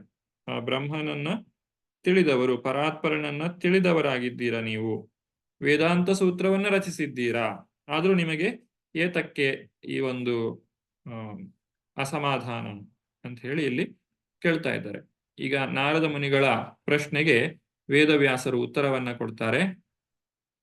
ವ್ಯಾಸ ಉವಾಚ ಅಸ್ತ್ಯೇವ ಮೇ ಸರ್ವಮಿದಂ ತ್ವಯೋಕ್ತಂ ತಥಾಪಿ ನಾತ್ಮ ಪರಿತುಷ್ಯತೆ ಮೇ ತನ್ಮೂಲಮವ್ಯಕ್ತಮಗಾಧ ಬೋಧಂ ಪೃಚ್ಛಾಮಹೇ ತ್ವಾಂ ಅಭಯಂ ಆತ್ಮಭೂತಂ. ವ್ಯಾಸರು ಹೇಳಿದರು, ನೀವು ನನ್ನ ಬಗ್ಗೆ ಹೇಳಿದ್ದೆಲ್ಲ ಸಂಪೂರ್ಣವಾಗಿ ಸರಿ. ಹಾಗಿದ್ದು ನನಗೆ ಸಮಾಧಾನ ದೊರೆತಿಲ್ಲ. ನನ್ನ ಈ ಅಸಮಾಧಾನದ ಮೂಲ ಕಾರಣ ಯಾವುದು ಎಂಬ ಬಗ್ಗೆ ನಿಮ್ಮನ್ನೇ ಕೇಳುತ್ತಿದ್ದೇನೆ. ಏಕೆಂದರೆ ನೀವು ಲೌಕಿಕ ತಂದೆ ತಾಯಿಗಳ ಮಗನಾಗಿರದೆ ಸ್ವಯಂಭೂ ಎನಿಸಿಕೊಂಡ ಬ್ರಹ್ಮನ ಮಗನಾಗಿದ್ದೀರಿ. ಅಪರಿಮಿತ ಜ್ಞಾನಿಗಳಾಗಿದ್ದೀರಿ. ನಾರದ ಮುನಿಗಳು ಸೃಷ್ಟಿಕರ್ತ ಬ್ರಹ್ಮನ ಮಗನಾಗಿದ್ದಾರೆ. ಅವರು ಈ ಲೌಕಿಕವಾದಂತಹ ತಂದೆ ತಾಯಿಗಳಿಗೆ ಹುಟ್ಟಿದವರಲ್ಲ. ಹಾಗಾಗಿ ನಾರದ ಮುನಿಗಳ ಆ ಒಂದು ಜನ್ಮವು ಕೂಡ ಅದ್ಭುತವಾದಂತಹದ್ದು. ಅವರು ಸಾಮಾನ್ಯವಾದಂತಹ ವ್ಯಕ್ತಿಯಲ್ಲ. ನಾರದ ಮುನಿಗಳ ಆ ಒಂದು ಸ್ಥಾನವನ್ನ ಅವರು ಯಾವ ರೀತಿಯಾಗಿ ಪಡೆದರು ಅನ್ನುವುದನ್ನು ನಾವು ಮುಂದಕ್ಕೆ ಕಾಣ್ತೇವೆ. ಅಲ್ಲಿ ವೇದಾಧ್ಯಯನವಾಗಲಿ ಅಥವಾ ಯಾವುದೇ ಒಂದು ಉತ್ತಮ ಕುಲದಲ್ಲಿ ಜನ್ಮವಾಗಲಿ ಯಾವುದನ್ನು ಹೇಳುವುದಿಲ್ಲ. ನಾರದ ಮುನಿಗಳು ಒಂದು ಶೂದ್ರ ಕುಟುಂಬದಲ್ಲಿ ಜನಿಸಿರ್ತಾರೆ. ಮತ್ತೆ ಅವರಿಗೆ ಗುರುಕುಲಕ್ಕೆ ಹೋಗುವಂತಹ ಅವಕಾಶವೂ ಕೂಡ ಇರುವುದಿಲ್ಲ. ಆದ್ರೂ ಅವರು ಶ್ರೇಷ್ಠ ಭಕ್ತರ ಸೇವೆಯನ್ನ ಮಾಡುವ ಮುಖಾಂತರ ಮತ್ತು ಭಗವಂತನ ಲೀಲಾ ಕಥನೆಗಳನ್ನ ಕೇಳುವ ಮುಖಾಂತರ ಅವರು ಈಗ ಯಾವ ಒಂದು ಸ್ಥಿತಿಯಲ್ಲಿದ್ದಾರೋ ಆ ಸ್ಥಿತಿಯನ್ನ ಪಡೆದಿದ್ದಾರೆ. ಅಂದ್ರೆ ಇಲ್ಲಿ ವೇದಾಧ್ಯಯನವಾಗ್ಲಿ ಅಥವಾ ಕಠಿಣ ತಪಸ್ಸುಗಳಾಗ್ಲಿ ಇವುಗಳು ಇಲ್ಲದೆಯೂ ಸಹ ವ್ಯಕ್ತಿಯು ಭಗವಂತನಲ್ಲಿ ಭಕ್ತಿಯನ್ನ ಸಾಧಿಸಬಹುದು. ಅಥವಾ ಯಾವುದೇ ಒಂದು ಉತ್ತಮ ಕುಲದಲ್ಲಿ ಜನಿಸಿರಬೇಕು ಅನ್ನುವಂತಹ ಅವಶ್ಯಕತೆಯೂ ಕೂಡ ಇರುವುದಿಲ್ಲ. ಒಬ್ಬ ವ್ಯಕ್ತಿ ದೊಡ್ಡ ಪಂಡಿತನಾಗಬೇಕಾಗಿಯೂ ಕೂಡ ಇಲ್ಲ. ಭಗವಂತನ ಭಕ್ತಿಯು ಸಾಮಾನ್ಯ ಜನಸಾಮಾನ್ಯರಿಗೆ ಸುಲಭವಾದಂತಹ ರೀತಿಯಲ್ಲಿ ದೊರಕಲಿಕ್ಕೆ ಸಾಧ್ಯ ಇದೆ. ಆ ಒಂದು ಮಾರ್ಗವನ್ನ ತಿಳಿಸಬೇಕು ಅನ್ನುವುದೇ ಇಲ್ಲಿ ನಾರದ ಮುನಿಗಳ ಒಂದು ಉದ್ದೇಶವಾಗಿದೆ. ಹಾಗಾಗಿ ನಾರದ ಮುನಿಗಳು ತಮ್ಮದೇ ಉದಾಹರಣೆಯ ಮುಖಾಂತರ ಮುಂದಕ್ಕೆ ಇದನ್ನ ವಿವರಿಸಲಿಕ್ಕಿದ್ದಾರೆ. ಈ ರೀತಿ ನಾರದ ಮುನಿಗಳು ವೇದವ್ಯಾಸರು ನಾರದ ಮುನಿಗಳಿಗೆ ಉತ್ತರವನ್ನ ಕೊಡ್ತಾ ಇದ್ದಾರೆ. ನೀವು ಹೇಳಿದ್ದೆಲ್ಲ ಸರಿ, ಆದ್ರೆ ನನ್ನ ದುಃಖಕ್ಕೆ ಕಾರಣ ಏನು ಅನ್ನುವುದನ್ನ ನೀವೇ ನನಗೆ ತಿಳಿಸಬೇಕು ಅಂತ ಹೇಳಿ ಇಲ್ಲಿ ವೇದವ್ಯಾಸರು ಹೇಳ್ತಾ ಇದ್ದಾರೆ. ವೇದವ್ಯಾಸರು ಇದೇ ನನಗೆ ಸಮಸ್ಯೆ ಅಂತ ಹೇಳ್ತಾ ಇಲ್ಲ. ನನಗೆ ಸಮಸ್ಯೆ ಇದೆ, ನನಗೆ ಅಸಮಾಧಾನ ಇದೆ, ಅದಕ್ಕೆ ಕಾರಣ ಏನು ಅನ್ನೋದನ್ನ ನೀವೇ ತಿಳಿಸಿ. ಯಾಕಂದ್ರೆ ನೀವು ಅಗಾಧ ಬೋಧ ಬ್ರಹ್ಮನ ಮಗನಾಗಿದ್ದೀರಾ. ಹಾಗಾಗಿ ನೀವು ಎಲ್ಲವನ್ನ ಬಲ್ಲವರಾಗಿದ್ದೀರಾ. ದಯವಿಟ್ಟು ನನಗೆ ತಿಳಿಸಿಕೊಡಿ ಅಂತ ಹೇಳಿ ಇಲ್ಲಿ ವ್ಯಾಸರು ಕೇಳ್ತಾ ಇದ್ದಾರೆ. ಅವರು ಮುಂದುವರಿಸಿ ಈ ರೀತಿಯಾಗಿ ಹೇಳ್ತಾರೆ. ಸವೈ ಭವಾನ್ ವೇದ ಸಮಸ್ತ ಗುಹ್ಯಂ ಉಪಾಸಿತೋ ಯತ್ಪುರುಷ ಪುರಾಣ ಪರಾವರೇಶೋ ಮನಸೈವ ವಿಶ್ವಂ ಸೃಜತ್ಯವತ್ಯತಿ ಗುಣೈರಸಂಗಃ. ಹೇ ಸ್ವಾಮಿ, ನಿಮಗೆ ರಹಸ್ಯಾತ್ಮಕವಾದ ಪ್ರತಿಯೊಂದು ವಿಚಾರವೂ ತಿಳಿದಿದೆ. ಏಕೆಂದರೆ ಈ ಭೌತಿಕ ಜಗತ್ತಿನ ಸೃಷ್ಟಿ ಲಯಗಳಿಗೆ ಕಾರಣನು, ಆಧ್ಯಾತ್ಮಿಕ ಜಗತ್ತಿನ ಪಾಲಕನು, ತ್ರಿಗುಣಾತೀತನೂ ಆದ ಪರಮಪುರುಷನನ್ನು ನೀವು ಪೂಜಿಸುತ್ತೀರಿ. ಯಾರು ಭಗವಂತನನ್ನ ಭಕ್ತಿ ಮಾಡ್ತಾರೆ, ಪೂಜೆ ಮಾಡ್ತಾರೆ, ಅವರಲ್ಲಿ ಈ ಎಲ್ಲ ಉತ್ತಮ ಗುಣಗಳು ಕಾಣಿಸಿಕೊಳ್ತದೆ. ನಾವು ಭಗವಂತನ ಭಕ್ತಿಯನ್ನ ಮಾಡಲಿಕ್ಕೆ ಪ್ರಯತ್ನಿಸುವ ಮುಖಾಂತರವೇ ಎಲ್ಲಾ ದೈವಿ ಗುಣಗಳು, ಎಲ್ಲಾ ಉತ್ತಮ ಗುಣಗಳು ನಮ್ಮಲ್ಲಿ ಸಂಪನ್ನವಾಗುತ್ತದೆ. ಯಸ್ಯಾಸ್ತಿ ಭಕ್ತಿರ್ ಭಗವತಿ ಅಕಿಂಚನ ಸರ್ವೈ ಗುಣೈಸ್ತತ್ರ ಸಮಾಸತೆ ಸುರ. ಯಾವ ವ್ಯಕ್ತಿಯಲ್ಲಿ ಆ ಭಗವಂತನ ಕುರಿತಾದಂತಹ ಭಕ್ತಿ ಇರ್ತದೋ ಅಂತಹ ವ್ಯಕ್ತಿಯಲ್ಲಿ ಎಲ್ಲಾ ಸದ್ಗುಣಗಳು ಕೂಡ ಇರ್ತವೆ. ನಾರದ ಮುನಿಗಳು ಕೂಡ ಆ ಭಗವಂತನ ಭಕ್ತರಾಗಿರುವ ಕಾರಣದಿಂದಾಗಿ ವೇದವ್ಯಾಸರ ಪ್ರಶ್ನೆಗೆ ಉತ್ತರವನ್ನ ಕೊಡುವಂತಹ ಆ ಒಂದು ನೈಪುಣ್ಯತೆ ಆ ವೇದವ್ಯಾಸರ ನಾರದ ಮುನಿಗಳಲ್ಲಿ ಖಂಡಿತವಾಗಿಯೂ ಇದೆ. ಅದನ್ನ ಇಲ್ಲಿ ವೇದವ್ಯಾಸರು ತಿಳಿಸಿಕೊಡ್ತಾ ಇದ್ದಾರೆ. ಭಗವಂತನನ್ನ ಇಲ್ಲಿ ಪುರಾಣ ಪುರುಷ ಅಂತ ಕರೆದಿದ್ದಾರೆ. ಪರಾವರೇಶ ಅಂದ್ರೆ ಈ ಭೌತಿಕ ಮತ್ತೆ ಆಧ್ಯಾತ್ಮಿಕ ಎರಡೂ ಲೋಕಗಳ ನಿಯಂತ್ರಕನಾಗಿದ್ದಾನೆ ಭಗವಂತ. ಗುಣೈರ ಸಂಗಹ, ಗುಣಗಳಿಂದ ಈ ಪ್ರಪಂಚ ನಡೀತಾ ಇದೆ. ಆದ್ರೆ ಭಗವಂತ ಈ ಪ್ರಪಂಚವನ್ನ ಸೃಷ್ಟಿಸಿ ಪಾಲಿಸಿ ಲಯಗೊಳಿಸ್ತಾ ಇದ್ರು ಆ ಗುಣಗಳಿಂದ ಅಬಾಧಿತನಾಗಿದ್ದಾನೆ. ಆ ಗುಣಗಳು ಅವನನ್ನ ಏನು ಮಾಡ್ಲಿಕ್ಕೆ ಸಾಧ್ಯ ಇಲ್ಲ. ತ್ವಂ ಪರ್ಯಟನ್ನರ್ಕ ಇವ ತ್ರಿಲೋಕಿ ಮಂತಶ್ಚರು ವಾಯುರಿವಾತ್ಮ ಸಾಕ್ಷಿ ಪರಾವರೇ ಬ್ರಹ್ಮಣಿ ಧರ್ಮತೋ ವೃತಯೇ ಸ್ನಾತಸ್ಯ ಮೇ ನ್ಯೂನಮಲಂ ವಿಚಕ್ಷ್ವ. ತಾವು ಸೂರ್ಯನಂತೆ ಮೂರು ಲೋಕಗಳಲ್ಲಿ ಎಲ್ಲ ಕಡೆ ಸಂಚರಿಸಬಲ್ಲಿರಿ. ಗಾಳಿಯಂತೆ ಪ್ರತಿಯೊಬ್ಬನ ಅಂತರಂಗದೊಳಕ್ಕೆ ಹಾಯಬಲ್ಲಿರಿ. ಹೀಗಿರುತ್ತಾ ನೀವು ಸರ್ವವ್ಯಾಪಕನಾದ ಪರಮಾತ್ಮನಂತೆ ಇದ್ದೀರಿ. ನಾನು ವೃತಧರ್ಮಬದ್ಧವಾದ ಜೀವನವನ್ನು ನಡೆಸುತ್ತಾ ದೈವಧ್ಯಾನದಲ್ಲೇ ತನ್ಮಯನಾಗಿದ್ದರೂ ನನ್ನಲ್ಲಿ ಏನೋ ನ್ಯೂನ್ಯತೆ ಇದೆ. ಅದು ಏನು ಎನ್ನುವುದನ್ನು ತಾವು ಶೋಧಿಸಿ ಹೇಳಬೇಕು. ನೀವೇ ಹೇಳಿ ನನಗೇನು ಸಮಸ್ಯೆ ಅಂತ. ನನಗೆ ಹೇಳಲಿಕ್ಕೆ ಬರುವುದಿಲ್ಲ. ನಾವು ಭಗವಂತನಲ್ಲಿ ಕೂಡ ಇದೇ ರೀತಿಯಾಗಿ ಪ್ರಾರ್ಥನೆ ಮಾಡಬೇಕು. ನನಗೆ ಏನು ಸಮಸ್ಯೆ ಇದೆ ಅನ್ನೋದು ನನಗೆ ಗೊತ್ತಿಲ್ಲ, ನನಗೆ ಈ ರೀತಿಯಾಗಿ ಮಾಡು ಅಂತ ಹೇಳಿ ನಾವು ಭಗವಂತನ ಹತ್ರ ಕೇಳಿದ್ರೆ ಆತನು ಅದಷ್ಟನ್ನೇ ಕೊಡ್ತಾನೆ. ಆದ್ರೆ ಅವನಿಗೆ ಸರ್ವ ಸಮರ್ಪಣೆಯನ್ನ ಮಾಡಿ ನನ್ನನ್ನ ಉದ್ಧಾರ ಮಾಡು ಅಂತ ಕೇಳಿದ್ರೆ ಆ ಭಗವಂತನೇ ನಮ್ಮ ಜವಾಬ್ದಾರಿಯನ್ನ ತೆಗೆದುಕೊಳ್ತಾನೆ. ಆದ್ರಿಂದ ಇಲ್ಲಿ ವೇದವ್ಯಾಸರು ಕೂಡ ಅದೇ ರೀತಿಯಾದಂತಹ ಮಾತುಗಳನ್ನ ನಾರದ ಮುನಿಗಳಲ್ಲಿ ಹೇಳ್ತಾ ಇದ್ದಾರೆ. ಯಾಕಂದ್ರೆ ನಾರದ ಮುನಿಗಳು ಸಾಮಾನ್ಯರಲ್ಲ. ಅವರೇನು ಅವರ ಒಂದು ಲಕ್ಷಣವನ್ನ ಇಲ್ಲಿ ಹೇಳ್ತಾರೆ. ಎಲ್ಲ ಕಡೆ ಸಂಚರಿಸಬಲ್ಲವರು ನಾರದ ಮುನಿಗಳು. ಅವರಿಗೆ ಇಂಥ ಕಡೆ ಹೋಗಬಹುದು, ಇಂಥ ಕಡೆ ಹೋಗಬಾರದು ಅಂತ ಇಲ್ಲ. ತ್ರಿಲೋಕ ಸಂಚಾರಿಗಳವರು. ವಾಯುವಿನಂತೆ ಎಲ್ಲರ ಒಳಗೆ ಪ್ರವೇಶಿಸ್ತಾರೆ. ಎಲ್ಲರ ಒಳಗೆ ಏನು ನಡೀತಾ ಇದೆ, ನಮ್ಮ ಮನಸ್ಸಿನೊಳಗೆ ಏನು ನಡೀತಾ ಇದೆ ಅದೆಲ್ಲವನ್ನು ಕೂಡ ಅವರು ತಿಳಿದಿದ್ದಾರೆ. ಪರಮಾತ್ಮನಂತೆ ಅವರು ಸರ್ವವ್ಯಾಪಿಯಾಗಿದ್ದಾರೆ, ಆತ್ಮಸಾಕ್ಷಿಯಾಗಿದ್ದಾರೆ. ನಮ್ಮ ಎಲ್ಲಾ ಕಾರ್ಯಚಟುವಟಿಕೆಗಳನ್ನು ಕೂಡ ನಿಯಂತ್ರಿಸುವಂತಹ ಶಕ್ತಿಯನ್ನ ಅವರು ಹೊಂದಿದ್ದಾರೆ. ಹಾಗಾಗಿ ಸಾಮಾನ್ಯ ವ್ಯಕ್ತಿಯಲ್ಲ ನಾರದ ಮುನಿಗಳು. ವೇದವ್ಯಾಸರ ಈ ಒಂದು ಗೊಂದಲಕ್ಕೆ ಏನು ಪರಿಹಾರ ಅನ್ನುವಂಥದ್ದು ಖಂಡಿತವಾಗಿಯೂ ನಾರದ ಮುನಿಗಳಿಗೆ ತಿಳಿದಿದೆ. ಈಗ ನಾರದ ಮುನಿಗಳು ವೇದವ್ಯಾಸರ ಈ ಪ್ರಶ್ನೆಗಳನ್ನ ಕೇಳಿಸಿಕೊಂಡ ನಂತರ ಅವರು ಉತ್ತರವನ್ನ ಕೊಡ್ಲಿಕ್ಕೆ ಪ್ರಾರಂಭ ಮಾಡ್ತಾರೆ. ಶ್ರೀನಾರದ ಉವಾಚ ಭವತಾನುದಿನ ಪ್ರಾಯಂ ಯಶೋ ಭಗವತೋ ಮಲಂ ಏನೈವಾಸೌ ನ ತುಷ್ಯೇತ ಮನ್ಯೇ ತದ್ದರ್ಶನಂಖಿಲಂ. ಅನುವಾದ: ನೀವು ಪರಮಪುರುಷನ ಮಹೋನ್ನತವೂ ನಿರ್ಮಲವೂ ಆದ ಮಹಿಮೆಯನ್ನು ಸಾರುವ ಕೆಲಸವನ್ನು ಮಾಡಿಲ್ಲ. ಭಗವಂತನ ದಿವ್ಯೇಂದ್ರಿಯಗಳನ್ನು ತುಷ್ಟಿಗೊಳಿಸದ ದಾರ್ಶನಿಕ ಸಿದ್ಧಾಂತವು ಅಂತಹ ಬೆಲೆಯುಳ್ಳದ್ದೇನೂ ಅಲ್ಲ. ನಾರದ ಮುನಿಗಳು ನೇರವಾದಂತಹ ಉತ್ತರವನ್ನೇ ಕೊಡ್ತಾ ಇದ್ದಾರೆ. ಏನು ಹೇಳ್ತಾರೆ? ಭಗವಂತನ ಮಹಿಮೆಗಳ ಆ ಒಂದು ಸ್ತುತಿಯನ್ನ ಯಾವ ವ್ಯಕ್ತಿ ಮಾಡ್ತಾನೆ ಅವನಿಗೆ ಅದರ ಪ್ರಾಮುಖ್ಯತೆ ಗೊತ್ತಿರ್ತದೆ. ಆದ್ರೆ ಯಾರು ಅದನ್ನ ಮಾಡುವುದಿಲ್ಲ ಅಂಥವರಿಗೆ ಅದರ ಒಂದು ರುಚಿ ಗೊತ್ತಿರುವುದಿಲ್ಲ. ನೀವು ನಿಮ್ಮ ಸಾಹಿತ್ಯದ ಮುಖಾಂತರ ಅದನ್ನ ಜನರಿಗೆ ತಿಳಿಸಿಕೊಡಬೇಕು. ಆ ಪ್ರಾಮುಖ್ಯತೆಯನ್ನ ಜನರಿಗೆ ತಿಳಿಸಿಕೊಡುವ ಮುಖಾಂತರ ತಾವು ಈ ಒಂದು ಸಮಸ್ಯೆ, ಈ ಅಸಮಾಧಾನದಿಂದ ಹೊರಗೆ ಬರಬಹುದು. ಇಲ್ಲಿ ಎರಡು ಸಮಸ್ಯೆಗಳನ್ನ ಹೇಳ್ತಾರೆ. ಮೊದಲನೇದಾಗಿ ವೇದವ್ಯಾಸರು ತಮ್ಮ ಒಂದು ಗ್ರಂಥಗಳಲ್ಲಿ ಭಗವಂತನ ಸ್ತುತಿಗಳನ್ನ ಬಹಳಷ್ಟು ಮಾಡಲಿಲ್ಲ, ಬೇಕಾದಷ್ಟು ಮಾಡಲಿಲ್ಲ, ಸ್ವಲ್ಪ ಮಾತ್ರ ಮಾಡಿದ್ದಾರೆ. ಅಂದ್ರೆ ಆ ಭಗವಂತನ ಒಂದು ಮಹಿಮೆ ಅನಂತವಾದಂಥದ್ದು. ಅದನ್ನ ಅನೇಕ ಲೀಲೆಗಳ ಮುಖಾಂತರ ನಾವು ತಿಳಿದುಕೊಳ್ಳಬಹುದು. ಅದನ್ನ ವೇದವ್ಯಾಸರು ಸಮರ್ಪಕವಾಗಿ ಮಾಡಲಿಲ್ಲ. ಎರಡನೇದಾಗಿ ಭಗವಂತನ ಇಂದ್ರಿಯಗಳ ಸೇವೆಯನ್ನ ಮಾಡದೇ ಇರುವಂತಹ ತತ್ವಶಾಸ್ತ್ರ ಏನಿದೆ ಅದು ನಿರರ್ಥಕವಾದಂತಹದ್ದು. ಇಲ್ಲಿ ಧರ್ಮ ಅರ್ಥ ಕಾಮ ಮೋಕ್ಷಗಳನ್ನುವಂತಹ ಚತುರ್ವಿಧ ಪುರುಷಾರ್ಥಗಳನ್ನ ಹೇಳುವ ಮುಖಾಂತರ ಜನರ ಆ ಒಂದು ಗಮನ ಏನಿದೆ ಅದನ್ನ ಬೇರೆ ಕಡೆ ಸೆಳೆಯುವಂತೆ ಮಾಡಲಾಗಿದೆ. ಉದ್ದೇಶ ಏನು ಅಂತ ಹೇಳಿದ್ರೆ ವೇದಗಳನ್ನ ಎಲ್ಲರೂ ಕೂಡ ಸ್ವೀಕಾರ ಮಾಡಬೇಕು. ವೇದಗಳ ಹತ್ರ ಬರುವವರಿಗೆ ಆ ಒಂದು ಆಕರ್ಷಣೆ ಇರಬೇಕು. ಯಾಮಿಮಾಂ ಪುಷ್ಪಿತಾಂ ವಾಚಂ ಪ್ರವದಂತಿ ಅವಿಪಶ್ಚಿತಃ ವೇದವಾದರತಾಪಾರ್ಥ ನಾಣ್ಯದಸ್ಥಿತಿ ವಾದಿನಃ ಕಾಮಾತ್ಮಾನ ಸ್ವರ್ಗಪರ ಜನ್ಮ ಕರ್ಮ ಫಲಪ್ರದಾಂ ಕ್ರಿಯಾ ವಿಶೇಷ ಬಹುಲಾಂ ಭೋಗೈಶ್ವರ್ಯ ಗತಿಂ ಪ್ರತಿ. ಈ ಶ್ರೀಮದ್ ಭಗವದ್ಗೀತೆಯಲ್ಲಿ ಹೇಳಿದ ಪ್ರಕಾರ ಯಾರು 2ನೇ ಅಧ್ಯಾಯದ 42ನೇ ಶ್ಲೋಕದಲ್ಲಿ ಇದನ್ನ ಹೇಳಲಾಗಿದೆ. ವೇದಗಳಿಗೆ ಮೊದಲನೇ ಸಲ ಬರುವಂತಹ ವ್ಯಕ್ತಿ ಅವುಗಳ ಭೌತಿಕವಾದಂತಹ ಫಲವನ್ನ ಕಂಡು ಆಕರ್ಷಿತನಾಗ್ತಾನೆ.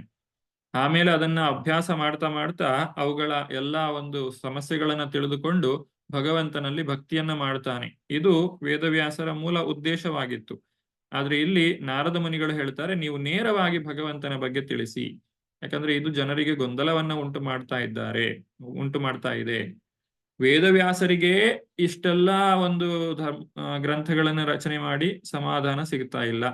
ಇನ್ನು ಆ ಒಂದು ಗ್ರಂಥಗಳನ್ನ ಓದಿದವರಿಗೆ ಹೇಗೆ ಸಮಾಧಾನ ಸಿಗ್ಲಿಕ್ಕೆ ಸಾಧ್ಯ? ಅದು ಸಾಧ್ಯ ಇಲ್ಲ. ಹಾಗಾಗಿ ತಾವು ಇದನ್ನ ಇನ್ನೂ ಒಂದು ಕೆಲಸ ನಿಮ್ಮಿಂದ ಬಾಕಿ ಇದೆ, ಅದನ್ನ ದಯವಿಟ್ಟು ಮಾಡಿ ಅಂತ ಹೇಳಿ ಇಲ್ಲಿ ನಾರದ ಮುನಿಗಳು ವೇದವ್ಯಾಸರಿಗೆ ತಿಳಿಸ್ತಾ ಇದ್ದಾರೆ.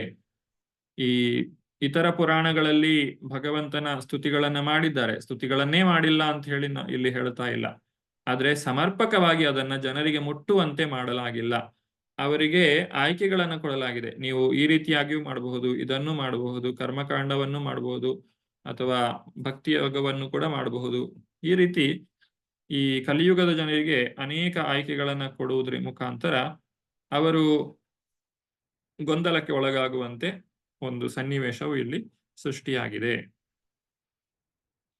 ಇದನ್ನ ನಾರದ ಮುನಿಗಳು ಈ ಒಂದು ಉತ್ತರ ಏನು ಕೊಟ್ಟಿದ್ದಾರೆ, ಈಗ 2 ಕಾರಣ ಕೊಟ್ರು. ಮೊದಲನೇದಾಗಿ ಭಗವಂತನ ಬಗ್ಗೆ ಹೇಳಲಿಲ್ಲ, ಎರಡನೇದಾಗಿ ಭೌತಿಕವಾದ ವಿಚಾರ ಬಗ್ಗೆ ಹೇಳಿದ್ದೀರಾ.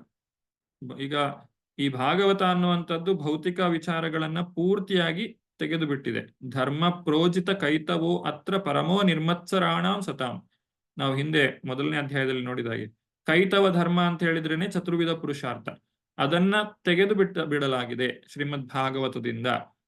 ಹಾಗೂ ಆ ಭಗವಂತನ ಆ ಒಂದು ಲೀಲಾ ಮಹಿಮೆಗಳನ್ನ ನಿಗಮ ಕಲ್ಪ ತರೋರ್ ಗಲಿತಂ ಫಲಂ ಸುಖ ಮುಖಾದ್ ಅಮೃತ ದ್ರವ ಸಂಯುತಂ, ಆ ಒಂದು ರುಚಿಕರವಾದಂತಹ ಮಾವಿನ ಹಣ್ಣಿನ ರಸವನ್ನು ನಾವು ಇಲ್ಲಿ ಸವಿಯುತ್ತೇವೆ. ಈ 2 ಸಮಸ್ಯೆಗಳನ್ನ ಇಲ್ಲಿ ಪರಿಹಾರವನ್ನ ಇಲ್ಲಿ ಕೊಡಲಾಗಿದೆ. ಇದನ್ನ ನಾರದ ಮುನಿಗಳು ಒಂದು ಉದಾಹರಣೆಯ ಮುಖಾಂತರ ವಿವರಿಸ್ತಾರೆ. ಹೇಗೆ ಅಂತ ಹೇಳಿದ್ರೆ, ಒಂದು ತೀರ್ಥಕ್ಷೇತ್ರ, ಅದು ಕೆಲವೊಂದು ಸ್ಥಳಗಳು ಕಾಗೆಗಳಿಗೆ ಬಹಳ ಪ್ರಿಯವಾದಂತಹದ್ದು, ಇನ್ನು ಕೆಲವೊಂದು ಸ್ಥಳಗಳು ಹಂಸಗಳಿಗೆ ಬಹಳ ಪ್ರಿಯವಾದಂತಹದ್ದು. ಎಲ್ಲಿ ಕಾಗೆಗಳಿರ್ತವೋ ಅಲ್ಲಿ ಹಂಸಗಳಿರುವುದಿಲ್ಲ, ಎಲ್ಲಿ ಹಂಸಗಳಿರ್ತವೋ ಅಲ್ಲಿ ಕಾಗೆಗಳಿಗೆ ಇಷ್ಟ ಆಗುವುದಿಲ್ಲ. ಹೇಗೆ ಅಂದ್ರೆ, ಎಲ್ಲಿ ಒಂದು ಕೊಳಕಾದ ಪ್ರದೇಶ ಇರ್ತದೆ ಅಂತ ಕಡೆ ಕಾಗೆಗಳು ಬಹಳಷ್ಟು ನೆರೆದಿರ್ತವೆ. ಯಾಕಂದ್ರೆ ಅವುಗಳಿಗೆ ಅಲ್ಲಿ ಬಹಳಷ್ಟು ಆಹಾರ ವಸ್ತುಗಳು ದೊರಕ್ತವೆ. ಅದೇ ಹಂಸಗಳು ಎಲ್ಲಿರ್ತವೆ? ಶುದ್ಧವಾದಂತಹ ನೀರಿರುವ ಸ್ಥಳದಲ್ಲಿ ಹಂಸಗಳು ಇರ್ತವೆ, ಕೊಳಚೆ ಪ್ರದೇಶದಲ್ಲಿ ಅವುಗಳು ಇರುವುದಿಲ್ಲ. ಈ ರೀತಿ ಜನರು ಏನನ್ನ ಹುಡುಕ್ತಾರೆ? ಆ ಭಗವಂತನ ಮಹಿಮೆಗಳ ಮಹತ್ವವನ್ನ ತಿಳಿಸಿ ಅವರನ್ನ ಹಂಸಗಳ ರೀತಿಯಲ್ಲಿ ಮಾಡಬೇಕೇ ವಿನಃ ನಾವು ಅವರಿಗೆ ಭೌತಿಕವಾದದ್ದನ್ನೇ ನೀಡಿ ಅವರನ್ನ ಕಾಗೆಗಳ ಹಾಗೆಯೇ ಇರಿಸಿಕೊಳ್ಳುವಂಥದ್ದಲ್ಲ. ನ ಯದ್ವಚಶ್ಚಿತ್ರ ಪದಂ ಹರೇರ್ಯಶೋ ಜಗತ್ ಪವಿತ್ರಂ ಪ್ರಗೃಣೀತ ಕರ್ಹಿಚೇತ್ ತದ್ವಾಯಸಂ ತೀರ್ಥಮುಶಂತಿ ಮಾನಸ ನ ಯತ್ರ ಹಂಸ ನಿರಮಂತಿ ಉಪ್ಪು ಶಿಕ್ಷಯ. ಅನುವಾದ: ಭಗವಂತನು ಮಾತ್ರವೇ ಸಮಸ್ತ ವಿಶ್ವದ ವಾತಾವರಣವನ್ನು ಪವಿತ್ರಗೊಳಿಸಲು ಸಮರ್ಥನಾದವನು. ಅವನ ಮಹಿಮೆಗಳನ್ನು ವರ್ಣಿಸದ ಮಾತುಗಳನ್ನು ಸಾಧು ಪುರುಷರು ಕಾಗೆಗಳ ಕ್ಷೇತ್ರವೆಂದು ಪರಿಗಣಿಸುತ್ತಾರೆ. ಆದರೆ ಹಂಸರೆನಿಸಿಕೊಂಡ ಸಿದ್ಧ ಪುರುಷರು ದಿವ್ಯಧಾಮದಲ್ಲಿ ವಾಸಿಸುವವರು. ಅವರಿಗೆ ಅಂತಹ ಕಾಕಕ್ಷೇತ್ರಗಳಲ್ಲಿ ಯಾವ ಸಂತೋಷವೂ ದೊರಕುವುದಿಲ್ಲ. ಈಗ ವೇದವ್ಯಾಸರು ರಚಿಸಿರುವಂತಹ ಈ ಒಂದು ಸಾಹಿತ್ಯ ಏನಿದೆ ಅದು ಪರಮಹಂಸರಿಗೆ, ಭಗವಂತನ ಭಕ್ತರಿಗೆ ಪ್ರಿಯವಾಗುವಂತೆ ಅದನ್ನ ರಚನೆ ಮಾಡಬೇಕು. ಅದನ್ನ ಜನಸಾಮಾನ್ಯರಿಗೆ ಆಕರ್ಷಕವಾಗಿರ್ಲಿ ಅನ್ನುವಂಥ ಕಾರಣಕ್ಕೆ ಭೌತಿಕ ವಿಚಾರಗಳನ್ನೇ ವಿವರಿಸುವ ಮುಖಾಂತರ ಅಲ್ಲಿ ಬಿನಾ ವ್ಯರ್ಥ ಕಾಲಹರಣವನ್ನ ಮಾಡಬಾರದು ಅನ್ನುವಂಥದ್ದು ಇಲ್ಲಿ ನಾರದ ಮುನಿಗಳ ಒಂದು ಮಾತಾಗಿದೆ. ನಾರದ ಮುನಿಗಳು ವೇದವ್ಯಾಸರಲ್ಲಿ ಈ ರೀತಿಯಾಗಿ ಹೇಳ್ತಾ ಇದ್ದಾರೆ. ವಾಯಸಂ ತೀರ್ಥ ಅಂತ ಹೇಳಿದ್ದಾರೆ, ಯಾಕಂದ್ರೆ ಅದರಲ್ಲಿ ಭಗವಂತನ ಗುಣಗಾನ ಇಲ್ಲ. ಆಧ್ಯಾತ್ಮ ಗ್ರಂಥಗಳಲ್ಲಿ ಭಗವಂತನ ಗುಣಗಾನವಿರ್ತದೆ. ಯಾವ ರೀತಿಯಾಗಿ ಭಗವಂತನ ಗುಣಗಾನ ಇರುತ್ತದೆ ಅನ್ನೋದನ್ನ ಇಲ್ಲಿ 11ನೇ ಶ್ಲೋಕದಲ್ಲಿ ತಿಳಿಸ್ತಾರೆ. ತದ್ವಾಗ್ವಿಸರ್ಗೋ ಜನತಾಘ ವಿಪ್ಲವೋ ಯಸ್ಮಿನ್ ಪ್ರತಿ ಶ್ಲೋಕಮಬದ್ಧವತ್ಯಪಿ ನಾಮಾನ್ಯ ಅನಂತಸ್ಯ ಯಶೋಂಕಿತಾನಿ ಯತ್ ಶೃಣ್ವಂತಿ ಗಾಯಂತಿ ಗೃಣಂತಿ ಸಾಧವಃ. 11ನೇ ಶ್ಲೋಕದ ಅನುವಾದ. ಅದಕ್ಕೆ ಪ್ರತಿಯಾಗಿ ಅನಂತ ಪ್ರಭುವಿನ ನಾಮ, ಕೀರ್ತಿ, ರೂಪಗಳು, ಲೀಲೆಗಳು ಮೊದಲಾದ ದಿವ್ಯ ಮಹಿಮೆಗಳ ವರ್ಣನೆಗಳಿಂದ ತುಂಬಿರುವ ಬರಹ ಬೇರೆ ರೀತಿಯ ಸಾಹಿತ್ಯ. ತಪ್ಪುದಾರಿ ಹಿಡಿದಿರುವ ಇಂದಿನ ನಾಗರಿಕತೆಯ ಅಪವಿತ್ರ ಜೀವನದಲ್ಲಿ ಕ್ರಾಂತಿಯನ್ನು ಉಂಟು ಮಾಡುವ ಉದ್ದೇಶ ದಿವ್ಯ ಪದಗಳಿಂದ ಕೂಡಿರುವ ಈ ಸಾಹಿತ್ಯದ್ದಾಗಿದೆ. ಅಂತಹ ಸಾಹಿತ್ಯವು ದಿವ್ಯವಾದದ್ದು. ಒಂದು ವೇಳೆ ಅಂತಹ ಸಾಹಿತ್ಯ ಅಷ್ಟೊಂದು ಉತ್ತಮ ರೀತಿಯಲ್ಲಿ ರಚಿತವಾಗಿರದಿದ್ದರೂ ಚಿಂತೆಯಿಲ್ಲ. ಪ್ರಾಮಾಣಿಕರು, ನಿರ್ಮಲ ಮನಸ್ಸಿನವರು ಆದ ಜನ ಅದನ್ನು ಕೇಳುತ್ತಾರೆ, ಹಾಡುತ್ತಾರೆ, ಒಪ್ಪಿ ಸ್ವೀಕರಿಸುತ್ತಾರೆ. ಹಿಂದೆ ಹೇಳಿದ ಹಾಗೆ ಕಾಕಕ್ಷೇತ್ರ, ಕಾಗೆಗಳಿಗೆ ಇಷ್ಟವಾಗುವಂತಹ ಸಾಹಿತ್ಯಕ್ಕಿಂತ ಸರಿಯಾಗಿ ರಚಿತವಾಗಿಲ್ಲದೇ ಇದ್ರೂ ಕೂಡ ಭಗವಂತನ ಸ್ತುತಿಯೇ ಶ್ರೇಷ್ಠ. ಇದನ್ನು ನಾವು ಪ್ರಸ್ತುತ ಸಮಾಜದಲ್ಲಿ ಬಹಳಷ್ಟು ಕಾಣ್ತೇವೆ. ಜನರಿಗೆ ಈ ಆಧುನಿಕ ಸಂಗೀತಗಳು, ಸಾಹಿತ್ಯಗಳು ಬಹಳಷ್ಟು ಇಷ್ಟ ಆಗುತ್ತದೆ. ಯಾಕಂದ್ರೆ ಅದರಲ್ಲಿ ಅವರಿಗೆ ಒಂದು ರೀತಿಯಾದಂತಹ ಆ ಒಂದು ಕಾಗೆಗಳ ಮನಸ್ಥಿತಿ, ಅವರ ಭೌತಿಕವಾದಂತಹ ಇಂದ್ರಿಯ ಭೋಗದ ವಸ್ತುಗಳನ್ನ ಅಲ್ಲಿ ತುಂಬಾ ಚೆನ್ನಾಗಿ ತಿಳಿಸಲಾಗುತ್ತದೆ.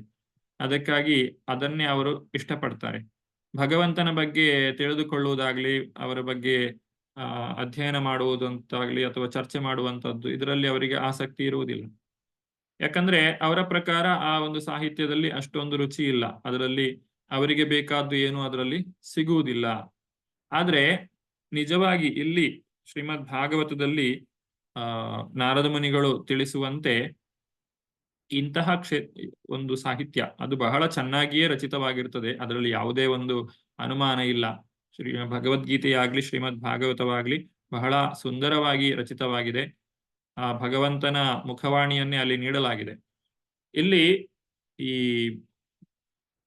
ಇಂತಹ ಸಾಹಿತ್ಯಗಳು ಸರಿಯಾಗಿ ರಚಿತವಾಗಿಲ್ಲದೇ ಇದ್ರೂ ಕೂಡ ಆ ಭಗವಂತನ ಭಕ್ತರು ಅದನ್ನ ಸ್ವೀಕಾರ ಮಾಡ್ತಾರೆ ಅಂತ ಹೇಳಿ ತಿಳಿಸ್ತಾ ಇದ್ದಾರೆ. ಯಾಕಂದ್ರೆ ಇದರಿಂದ ನಮಗೆ ಬರುವಂತಹ ಪ್ರಯೋಜನ ಅದು ಪಾರಮಾರ್ಥಿಕವಾದಂಥದ್ದು, ಭಗವಂತನ ಹತ್ತಿರಕ್ಕೆ ನಮ್ಮನ್ನ ಕರೆದುಕೊಂಡು ಹೋಗುತ್ತದೆ ಅದು. ಹಾಗಾಗಿ ನಾವು ಅದನ್ನ ಸ್ವೀಕಾರ ಮಾಡಬೇಕು ಅಂತ ಹೇಳಿ ಇಲ್ಲಿ ತಿಳಿಸಲಾಗಿದೆ. ಯಾವ ವ್ಯಕ್ತಿಯಲ್ಲಿ ಭಗವಂತನ ಭಕ್ತಿ ಇಲ್ಲವೋ ಆತನಲ್ಲಿ ಇರುವಂತಹ ಯಾವುದೇ ಶ್ರೇಷ್ಠ ಗುಣಗಳಿರಬಹುದು, ಅವನು ಒಳ್ಳೆಯ ಕುಟುಂಬದಲ್ಲಿ ಜನಿಸಿರಬಹುದು, ಅಥವಾ ಅವನು ಬಹಳಷ್ಟು ಶಾಸ್ತ್ರಾಧ್ಯಯನವನ್ನ ಮಾಡಿರಬಹುದು, ಬಹಳ ತಪಸ್ಸನ್ನ ಮಾಡಿರಬಹುದು, ಜಪವನ್ನ ಮಾಡಿರಬಹುದು. ಆದ್ರೂ ಅಂತಹ ವ್ಯಕ್ತಿಯನ್ನ ಒಂದು ಯಾವ ಶರೀರದಲ್ಲಿ ಪ್ರಾಣ ಇಲ್ಲವೋ, ಪ್ರಾಣ ಇಲ್ಲದೆ ಇರುವಂತಹ ಶರೀರಕ್ಕೆ ಅವನನ್ನ ಹೋಲಿಸ್ತಾರೆ. ಯಾಕಂದ್ರೆ ಇಲ್ಲಿ ಪ್ರಾಣ ಅನ್ನುವಂಥದ್ದೇ ಭಗವಂತನ ಭಕ್ತಿ. ಅದೇ ಇಲ್ಲ ಅಂತ ಹೇಳಿದ್ರೆ ಎಲ್ಲವೂ ಕೂಡ ನಿರರ್ಥಕವಾಗಿದೆ. ಇದನ್ನು ನಾವು ಈ ಚೈತನ್ಯ ಚರಿತಾಮೃತದಲ್ಲಿ ಕೊಟ್ಟಿರುವಂತಹ ಒಂದು ಶ್ಲೋಕದ ಮುಖಾಂತರ ತಿಳ್ಕೊಳ್ಬಹುದು. ಮಧ್ಯಲೀಲೆಯಲ್ಲಿ 19ನೇ ಅಧ್ಯಾಯದ 75ನೇ ಶ್ಲೋಕದಲ್ಲಿ ಇದನ್ನು ತಿಳಿಸ್ತಾರೆ. ಏನು ಹೇಳ್ತಾರೆ ಅಂತ ಹೇಳಿದ್ರೆ, ಭಗವದ್ಭಕ್ತಿಹೀನಸ್ಯ ಜಾತಿ ಶಾಸ್ತ್ರ ತಪಸ್ಕ್ರಿಯ ಜಪಸ್ತಪಃ ಅಪ್ರಾಣಸ್ಯ ದೇಹಸ್ಯ ಮಂಡಲಂ ಲೋಕರಂಜನಂ. ಮಂಡಲಂ ಲೋಕರಂಜನಂ, ಆತನು ಮಾಡುವಂತದ್ದು ಎಲ್ಲ ಒಂದು ಲೋಕರಂಜನೆಗೋಸ್ಕರ, ಜನರನ್ನ ಆಕರ್ಷಿಸ್ಲಿಕ್ಕೋಸ್ಕರ. ಅವನಲ್ಲಿ ಬಹಳಷ್ಟು ಶಾಸ್ತ್ರಾಧ್ಯಯನ ಇರಬಹುದು ಅಥವಾ ಒಳ್ಳೆ ಕುಲದಲ್ಲಿ ಹುಟ್ಟಿರಬಹುದು, ಭಕ್ತಿ ಅನ್ನುವಂಥದ್ದು ಒಂದಿಲ್ಲ ಅಷ್ಟೇ. ಅಂತಹವನು ಜನರಿಗೆ ಆಕರ್ಷಣೀಯವಾಗಿ ಕಾಣಬಹುದು, ಜನರು ಅವನನ್ನು ಮೆಚ್ಚಿಕೊಳ್ಳಬಹುದು. ಆದ್ರೆ ಭಗವಂತನ ಭಕ್ತಿಯನ್ನ ಅವನು ಪಡೆಯದೇ ಇದ್ರೆ ಅವನ ಜೀವನ ಸಾರ್ಥಕವಾಗ್ಲಿಕ್ಕೆ ಸಾಧ್ಯ ಇಲ್ಲ.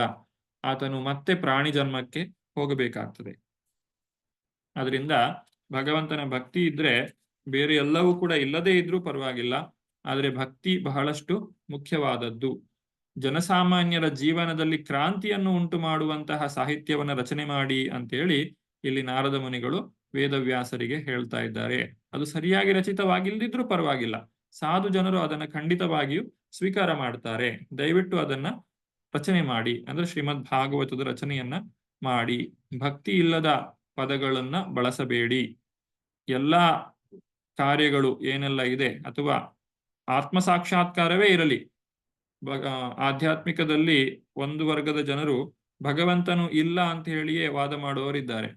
ಅವರಿಗೆ ಮನಸ್ಸು ಮತ್ತೆ ಬುದ್ಧಿಗಳ ಒಂದು ಜಟಿಲತೆಗಳು ಅರ್ಥ ಆಗಿರ್ತದೆ, ಅವುಗಳನ್ನು ಬಹಳ ಚೆನ್ನಾಗಿ ವಿವರಿಸ್ತಾರೆ. ಆದರೆ ದೇವರು ಇದ್ದಾನೆ ಅಂತ ಹೇಳಿ ಅವರು ಒಪ್ಪಿಕೊಳ್ಳುವುದಿಲ್ಲ. ಅಂತಹ ಆತ್ಮ ಸಾಕ್ಷಾತ್ಕಾರವು ಕೂಡ ವ್ಯರ್ಥವಾದಂತಹದ್ದು. ಭಕ್ತಿಗೆ ಯಾವುದು ನಮ್ಮನ್ನ ಕರೆದುಕೊಂಡು ಹೋಗುವುದಿಲ್ಲ ಅಂತಹ ಜೀವನ.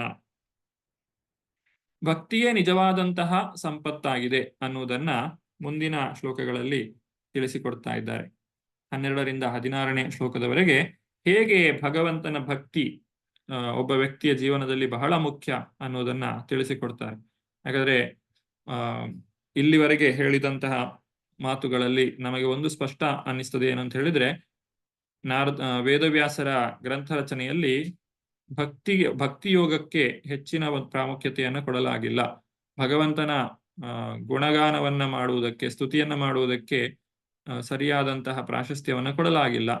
ಹಾಗಾಗಿ ಅದನ್ನ ಕೊಡಬೇಕು ಅಂತ ಹೇಳಿ ಇಲ್ಲಿ ಹೇಳಿರುವ ಕಾರಣ ಆ ಭಕ್ತಿಯ ಕುರಿತಾಗಿ ಇಲ್ಲಿ ಮುಂದಿನ ಶ್ಲೋಕಗಳಲ್ಲಿ ತಿಳಿಸ್ತಾರೆ. ನೈಷ್ಕರ್ಮ್ಯಮಪಿ ಅಚ್ಯುತ ಭಾವವರ್ಜಿತಂ ನಾಶೋಭತೆ ಜ್ಞಾನಮಲಂ ನಿರಂಜನಂ ಕುತಾ ಪುನಃ ಶಶ್ವತ ಭದ್ರಮೀಶ್ವರೇ ನಚಾರ್ಪಿತಂ ಕರ್ಮ ಯದಪ್ಯ ಕಾರಣಂ. ಅನುವಾದ: ಆತ್ಮ ಸಾಕ್ಷಾತ್ಕಾರದ ಜ್ಞಾನವು ಲೋಕಮೋಹಗಳಿಂದ ಮುಕ್ತವಾಗಿರುತ್ತದೆ. ಆದರೆ ಅದು ಅಚ್ಯುತನಾದ ಪ್ರಭುವೊಬ್ಬನ ಕಲ್ಪನೆಯಿಂದಲೂ ಮುಕ್ತವಾಗಿದ್ದರೆ ಶೋಭಿಸುವುದಿಲ್ಲ. ಕಾಮ್ಯಕರ್ಮಗಳು ಸಹಜವಾಗಿಯೇ ದುಃಖ ಕಾರಣವೂ ಅನಿತ್ಯವೂ ಆದಂಥವು. ಅಚ್ಯುತ ಪ್ರಭುವಿನ ಭಕ್ತಿಪೂರ್ವಕವಾದ ಸೇವೆಯಲ್ಲಿ ಬಳಸದ ಪಕ್ಷಕ್ಕೆ ಕರ್ಮಗಳ ಪ್ರಯೋಜನವಾದರೂ ಏನು? ಇಲ್ಲಿ ನಾವು ಆಧ್ಯಾತ್ಮ ಜೀವನದಲ್ಲಿ ಹೊಂದಬಹುದಾದಂತಹ ಕೆಲವೊಂದು ಅಪಾರ್ಥಗಳನ್ನ ತಿಳ್ಕೊಳ್ತೇವೆ. ನಾವು ಆಧ್ಯಾತ್ಮ ಸಾಧನೆಯನ್ನ ಮಾಡಬೇಕು ಅಂತ ಹೇಳಿದ್ರೆ ಭೌತಿಕವಾದದನ್ನ ಬಿಟ್ಟು ಬಿಡಬೇಕು ಅನ್ನುವಂತಹ ಒಂದು ಮಾತಿದೆ. ಅಂದ್ರೆ ಈ ಭೌತಿಕ ಪ್ರಪಂಚದ ಆಸಕ್ತಿಯನ್ನ ಬಿಡದೆ ನಾವು ಆಧ್ಯಾತ್ಮ ಸಾಧನೆಯಲ್ಲಿ ಮುಂದುವರಿಲಿಕ್ಕೆ ಸಾಧ್ಯ ಆಗುವುದಿಲ್ಲ. ಆದ್ರೆ ಅಂತಹ ಲೌಕಿಕ ಮೋಹಗಳನ್ನು ಬಿಡುವಾಗ ಭಗವಂತನಲ್ಲಿರುವಂತಹ ಪ್ರೀತಿಯನ್ನೂ ಬಿಟ್ಟು ಬಿಟ್ರೆ ಆ ಒಂದು ಕಾರ್ಯ ಅಪರಿಪೂರ್ಣವಾಗುತ್ತದೆ. ಭಗವಂತನಲ್ಲಿ ನಾವು ಹೆಚ್ಚು ರತಿಯನ್ನ ಬೆಳೆಸುವ ಮುಖಾಂತರ ಈ ಭೌತಿಕ ಪ್ರಪಂಚದ ಆಸಕ್ತಿಯನ್ನ ಕಳೆದುಕೊಳ್ಳಬಹುದು, ವೈರಾಗ್ಯವನ್ನ ಬೆಳೆಸಿಕೊಳ್ಳಬಹುದು. ಇಲ್ಲಿ ವೈರಾಗ್ಯ ಅಂತ ಹೇಳುವಂಥದ್ದು ಭೌತಿಕ ಪ್ರಪಂಚದ ಕಡೆಗೆ ಇರಬೇಕೇ ವಿನಃ ಭಗವಂತನಲ್ಲಿಯೂ ವೈರಾಗ್ಯವನ್ನ ನಾವು ತಾಳಬಾರದು.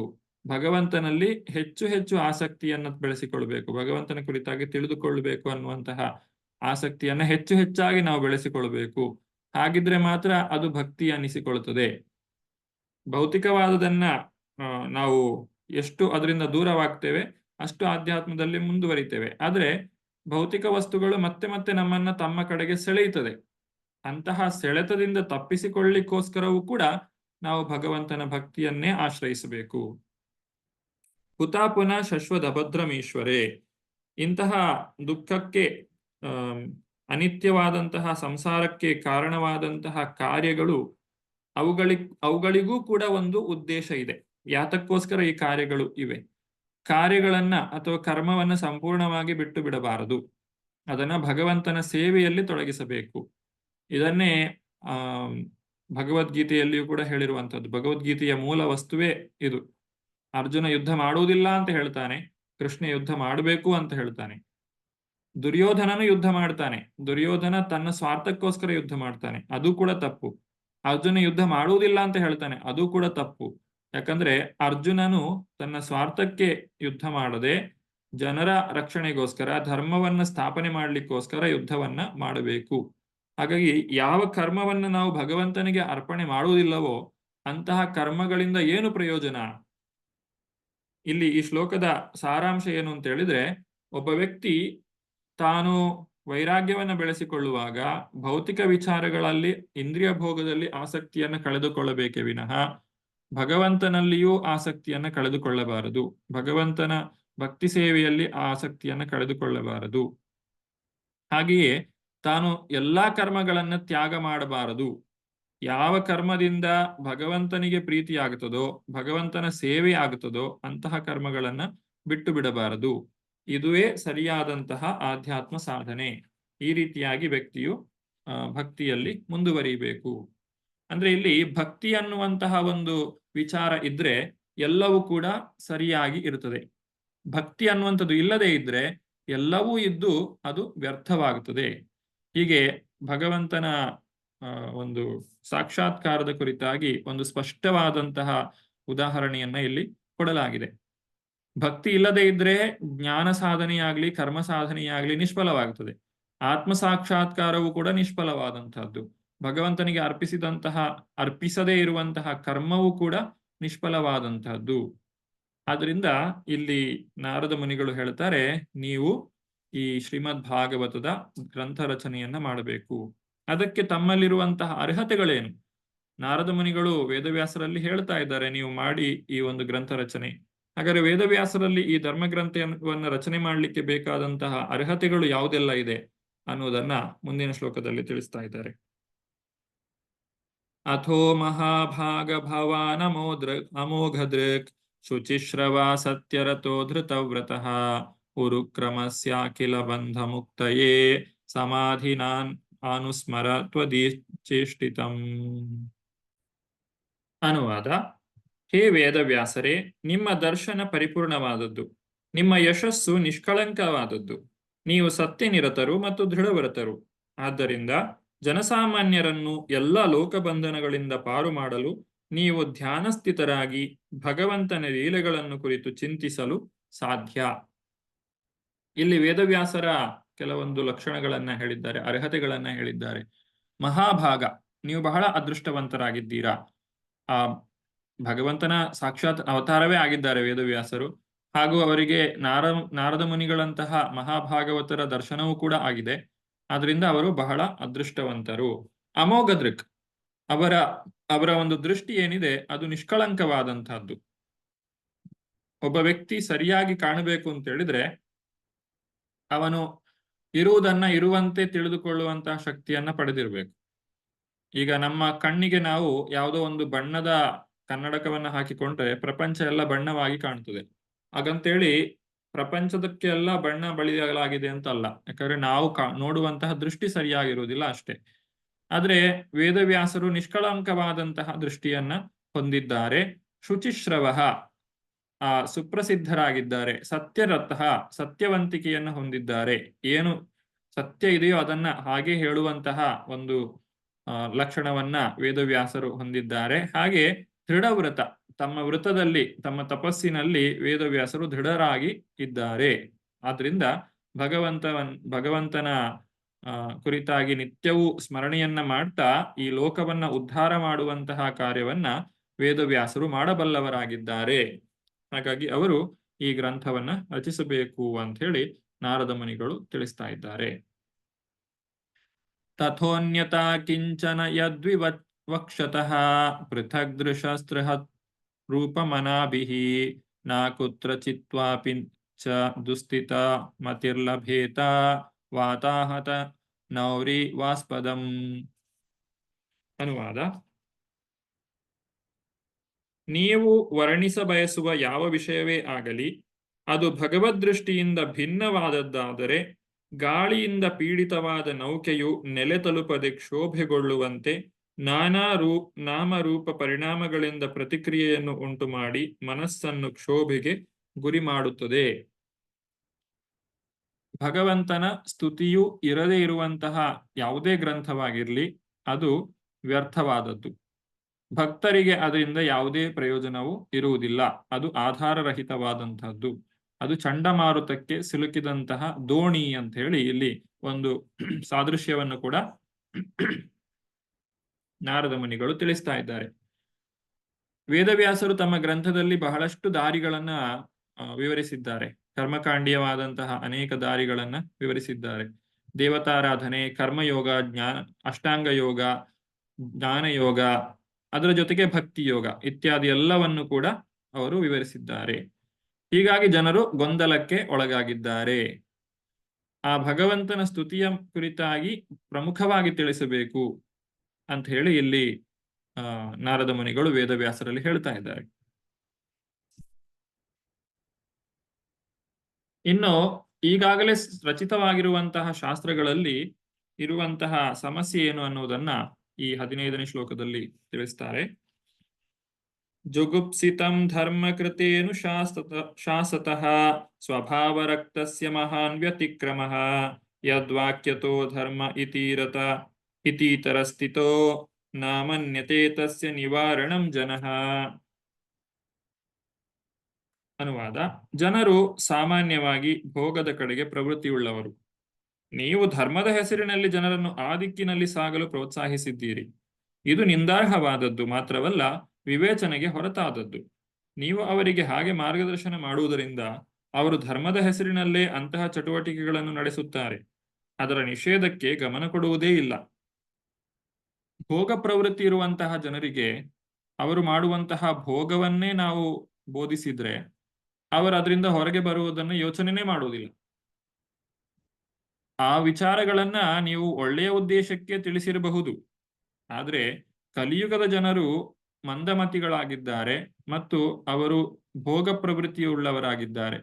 ಅಂಥವರು ಏನು ಮಾಡ್ತಾರೆ, ವೇದಗಳಲ್ಲಿಯೂ ಕೂಡ ತಿಳಿಸಲಾಗಿರುವಂತಹ ಇಂದ್ರಿಯ ಭೋಗದ ವಿಧಾನಗಳನ್ನೇ ತಮ್ಮ ಜೀವನವಾಗಿಸಿಕೊಂಡು ಅದರಿಂದ ಹೊರಗೆ ಬರಲಿಕ್ಕೆ ಯಾವತ್ತೂ ಕೂಡ ಪ್ರಯತ್ನವನ್ನ ಮಾಡುವುದಿಲ್ಲ.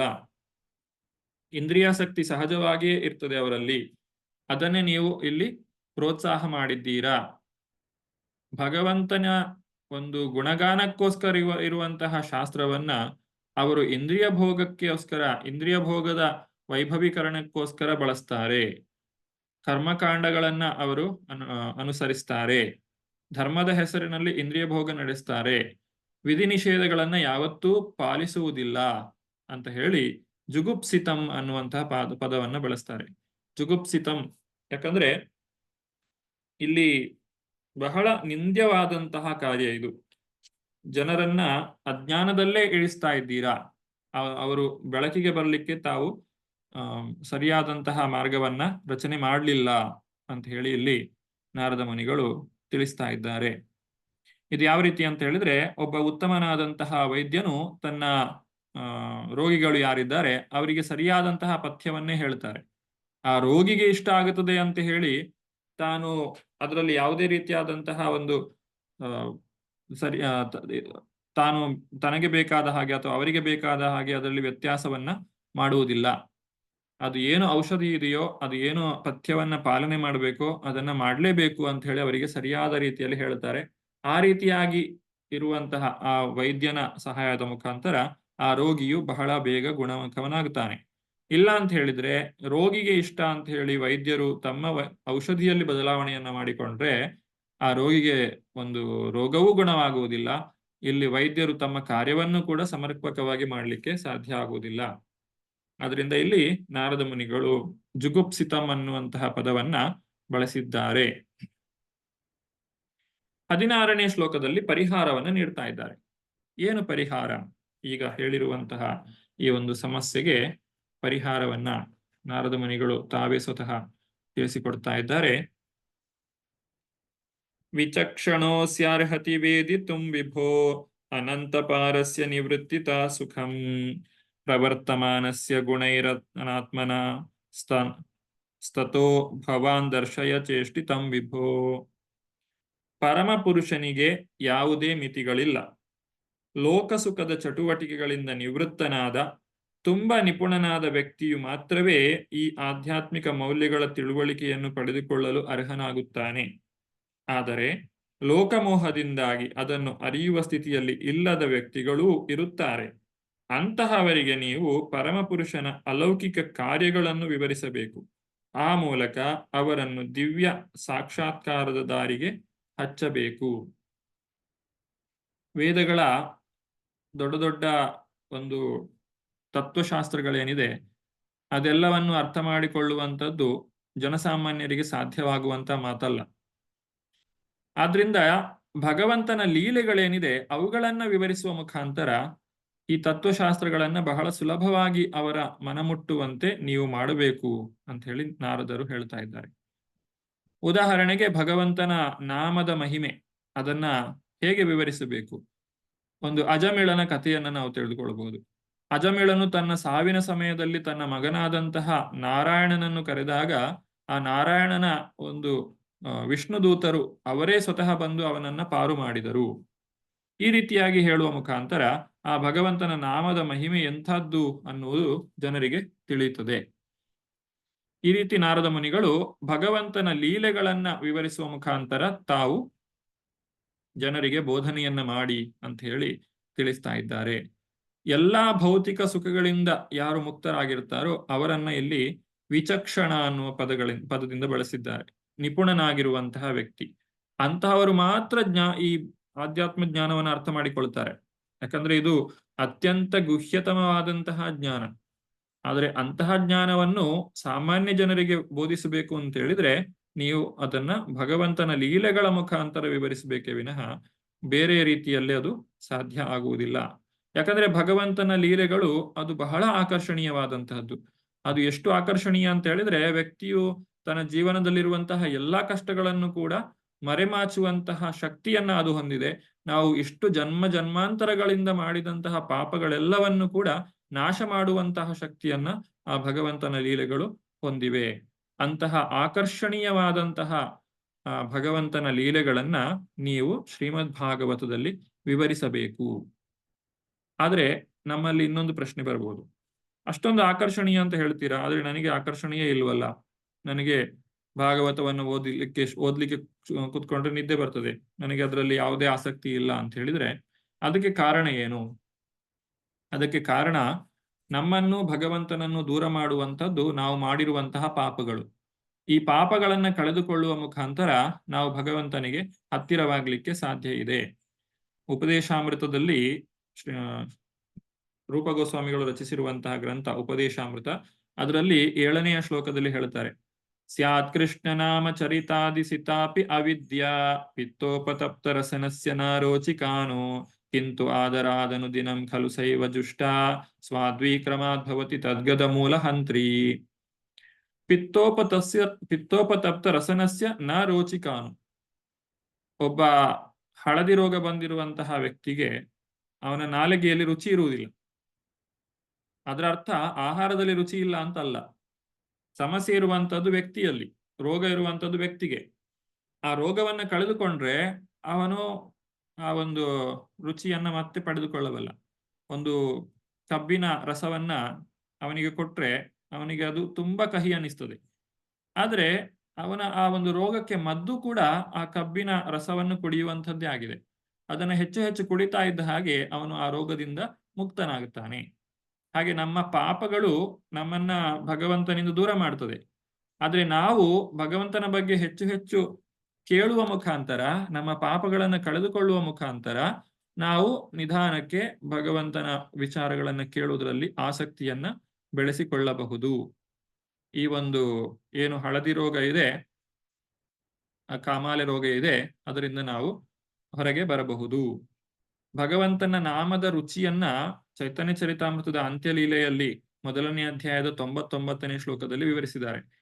ಅಲ್ಲಿ ರೂಪ ಗೋಸ್ವಾಮಿಗಳು ಏನು ಹೇಳ್ತಾರೆ ಅಂತ ಹೇಳಿದ್ರೆ, ತುಂಡೇ ತಾಂಡವಿನಿ ರತಿಂ ವಿತನುತೆ ತುಂಡಾವಲಿ ಲಬ್ಧಯೇ ಕರ್ಣ ಕ್ರೋಢ ಕದಂಬಿನಿ ಘಟಯತೆ ಕರ್ಣಾಭುದೇಭ್ಯ ಸ್ಪೃಹಾಂ ಚೇತ ಪ್ರಾಂಗಣ ಸಂಗಿನಿ ವಿಜಯತೆ ಸರ್ವೇಂದ್ರಿಯಾಣಾಂ ಕೃತಿಂ ನೋ ಜಾನೇ ಜನಿತ ಕಿಯದ್ಭಿರ್ ಅಮೃತೈ ಕೃಷ್ಣೇತಿ ವರ್ಣದ್ವಯಿ.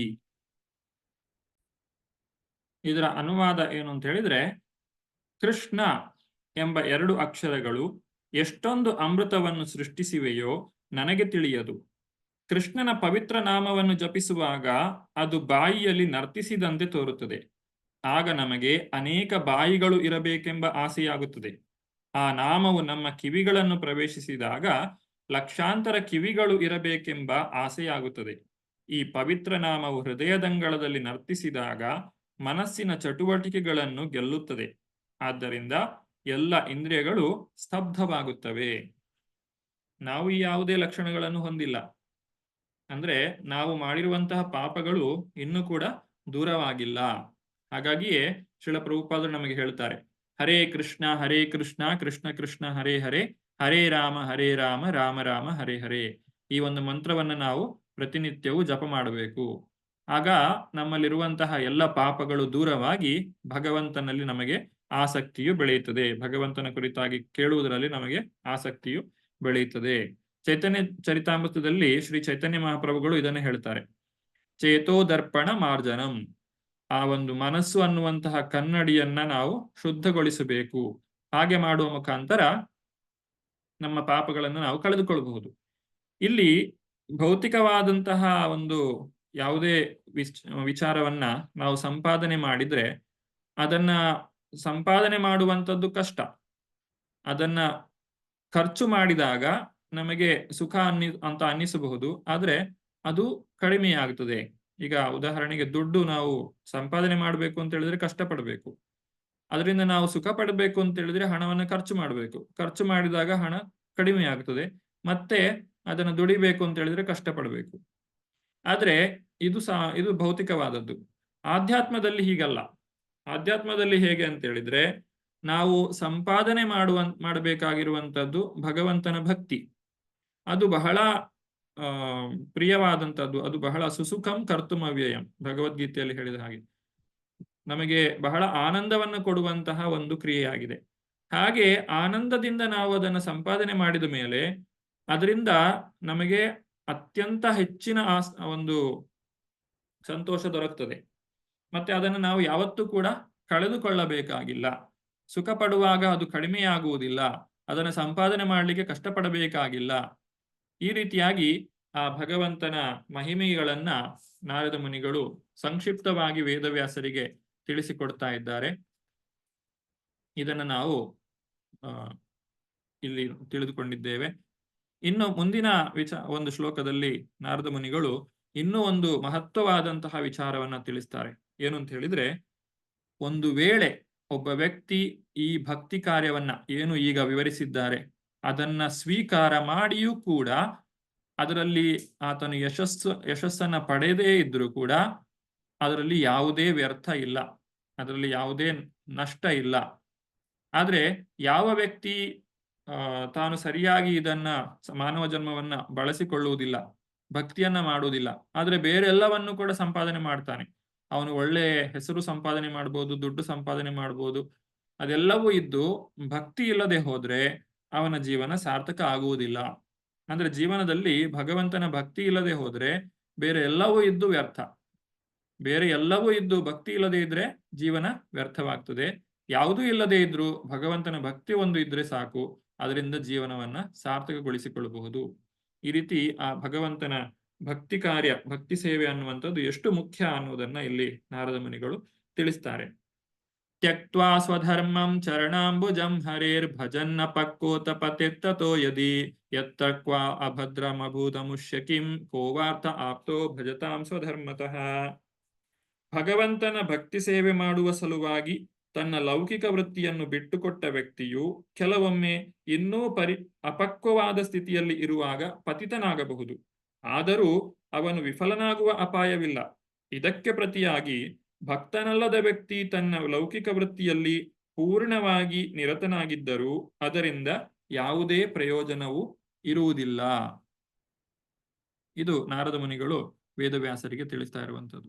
ಅಂದ್ರೆ ಭಗವಂತನ ಭಕ್ತಿಯನ್ನ ಮಾಡಲಿಕ್ಕೆ ನಾವು ಯಾವುದೇ ಭಯವನ್ನ ಪಡಬೇಕಾಗಿಲ್ಲ. ಅಲ್ಲಿ ಯಾವುದೇ ನಾಶ ಅನ್ನುವಂಥದ್ದಿಲ್ಲ. ನೇಹಾಭಿಕ್ರಮ ನಾಶೋಸ್ತಿ ಪ್ರತ್ಯವಾಯೋ ನ ವಿದ್ಯತೆ ಸ್ವಲ್ಪಮಪ್ಯಸ್ಯ ಧರ್ಮಸ್ಯ ತ್ರಾಯತೆ ಮಹತೋ ಭಯಾತ್. ಸ್ವಲ್ಪಮಪ್ಯಸ್ಯ, ನೀವು ಸ್ವಲ್ಪ ಭಕ್ತಿಯನ್ನ ಮಾಡಿದ್ರು ಕೂಡ ಅದು ನಮ್ಮನ್ನ ದೊಡ್ಡ ದೊಡ್ಡ ಭಯಗಳಿಂದ, ಸಾವಿನ ಭಯದಿಂದ ಖಂಡಿತವಾಗಿಯೂ ರಕ್ಷಣೆ ಮಾಡುತ್ತದೆ. ಆದ್ರಿಂದ ಈ ಮನುಷ್ಯ ಜನ್ಮಕ್ಕೆ ಬಂದ ಮೇಲೆ ನಾವು ಮಾಡಲೇಬೇಕಾದಂತಹ ಕಾರ್ಯ ಏನು ಅಂತ ಹೇಳಿದ್ರೆ ಭಗವಂತನ ಭಕ್ತಿಯಾಗಿದೆ. ತಸ್ಯೈವ ಹೇತೋ ಪ್ರಯತೇತ ಕೋವಿದೋ ನ ಲಭ್ಯತೆ ಯದ್ ಭ್ರಮತಾಮುಪರ್ಯದಃ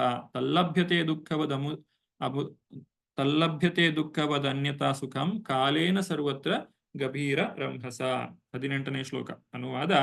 ಅತ್ಯಂತ ಮೇಲಿನ ಲೋಕ ಬ್ರಹ್ಮಲೋಕದಿಂದ ಅತ್ಯಂತ ಕೆಳಗಿನ ಪಾತಾಳ ಲೋಕದವರೆಗೆ ಅಲೆದರೂ ಯಾವುದು ದುರ್ಲಭವಾಗಿದೆಯೋ ಅಂತಹ ಉದ್ದೇಶ ಸಾಧನೆಗಾಗಿ ಮಾತ್ರವೇ ಬುದ್ಧಿವಂತರು ಮತ್ತು ತತ್ವಾಸಕ್ತರು ಆದವರು ಪ್ರಯತ್ನಿಸಬೇಕು. ಇಂದ್ರಿಯ ಭೋಗದಿಂದ ಸಿಗುವ ಸುಖದ ಬಗ್ಗೆ ಒಂದು ಮಾತು. ನಾವು ಬಯಸದೇ ಇದ್ದರೂ ಕಾಲಾನಂತರ ನಮಗೆ ಹೇಗೆ ಸುಖ ಪ್ರಾಪ್ತವಾಗುವುದೋ ಹಾಗೆಯೇ ವಿಷಯ ಸುಖ ಕೂಡ ಕಾಲಾನಂತರ ತಾನಾಗಿಯೇ ಲಭ್ಯವಾಗುತ್ತದೆ. ಜೀವನದಲ್ಲಿ ಕಷ್ಟ ಬರಲಿ ಅಂತ ಹೇಳಿ ಯಾರೂ ಪ್ರಯತ್ನವನ್ನ ಪಡುವುದಿಲ್ಲ. ಆದರೂ ಕಷ್ಟಗಳು ಬಂದೇ ಬರ್ತವೆ. ಅದೇ ರೀತಿ ನಾವು ಮಾಡಿರುವಂತಹ ಪುಣ್ಯದ ಫಲವಾಗಿ ಆ ಸುಖಗಳು ಕೂಡ ತಾವಾಗಿಯೇ ಬರ್ತಾ ಇರ್ತದೆ.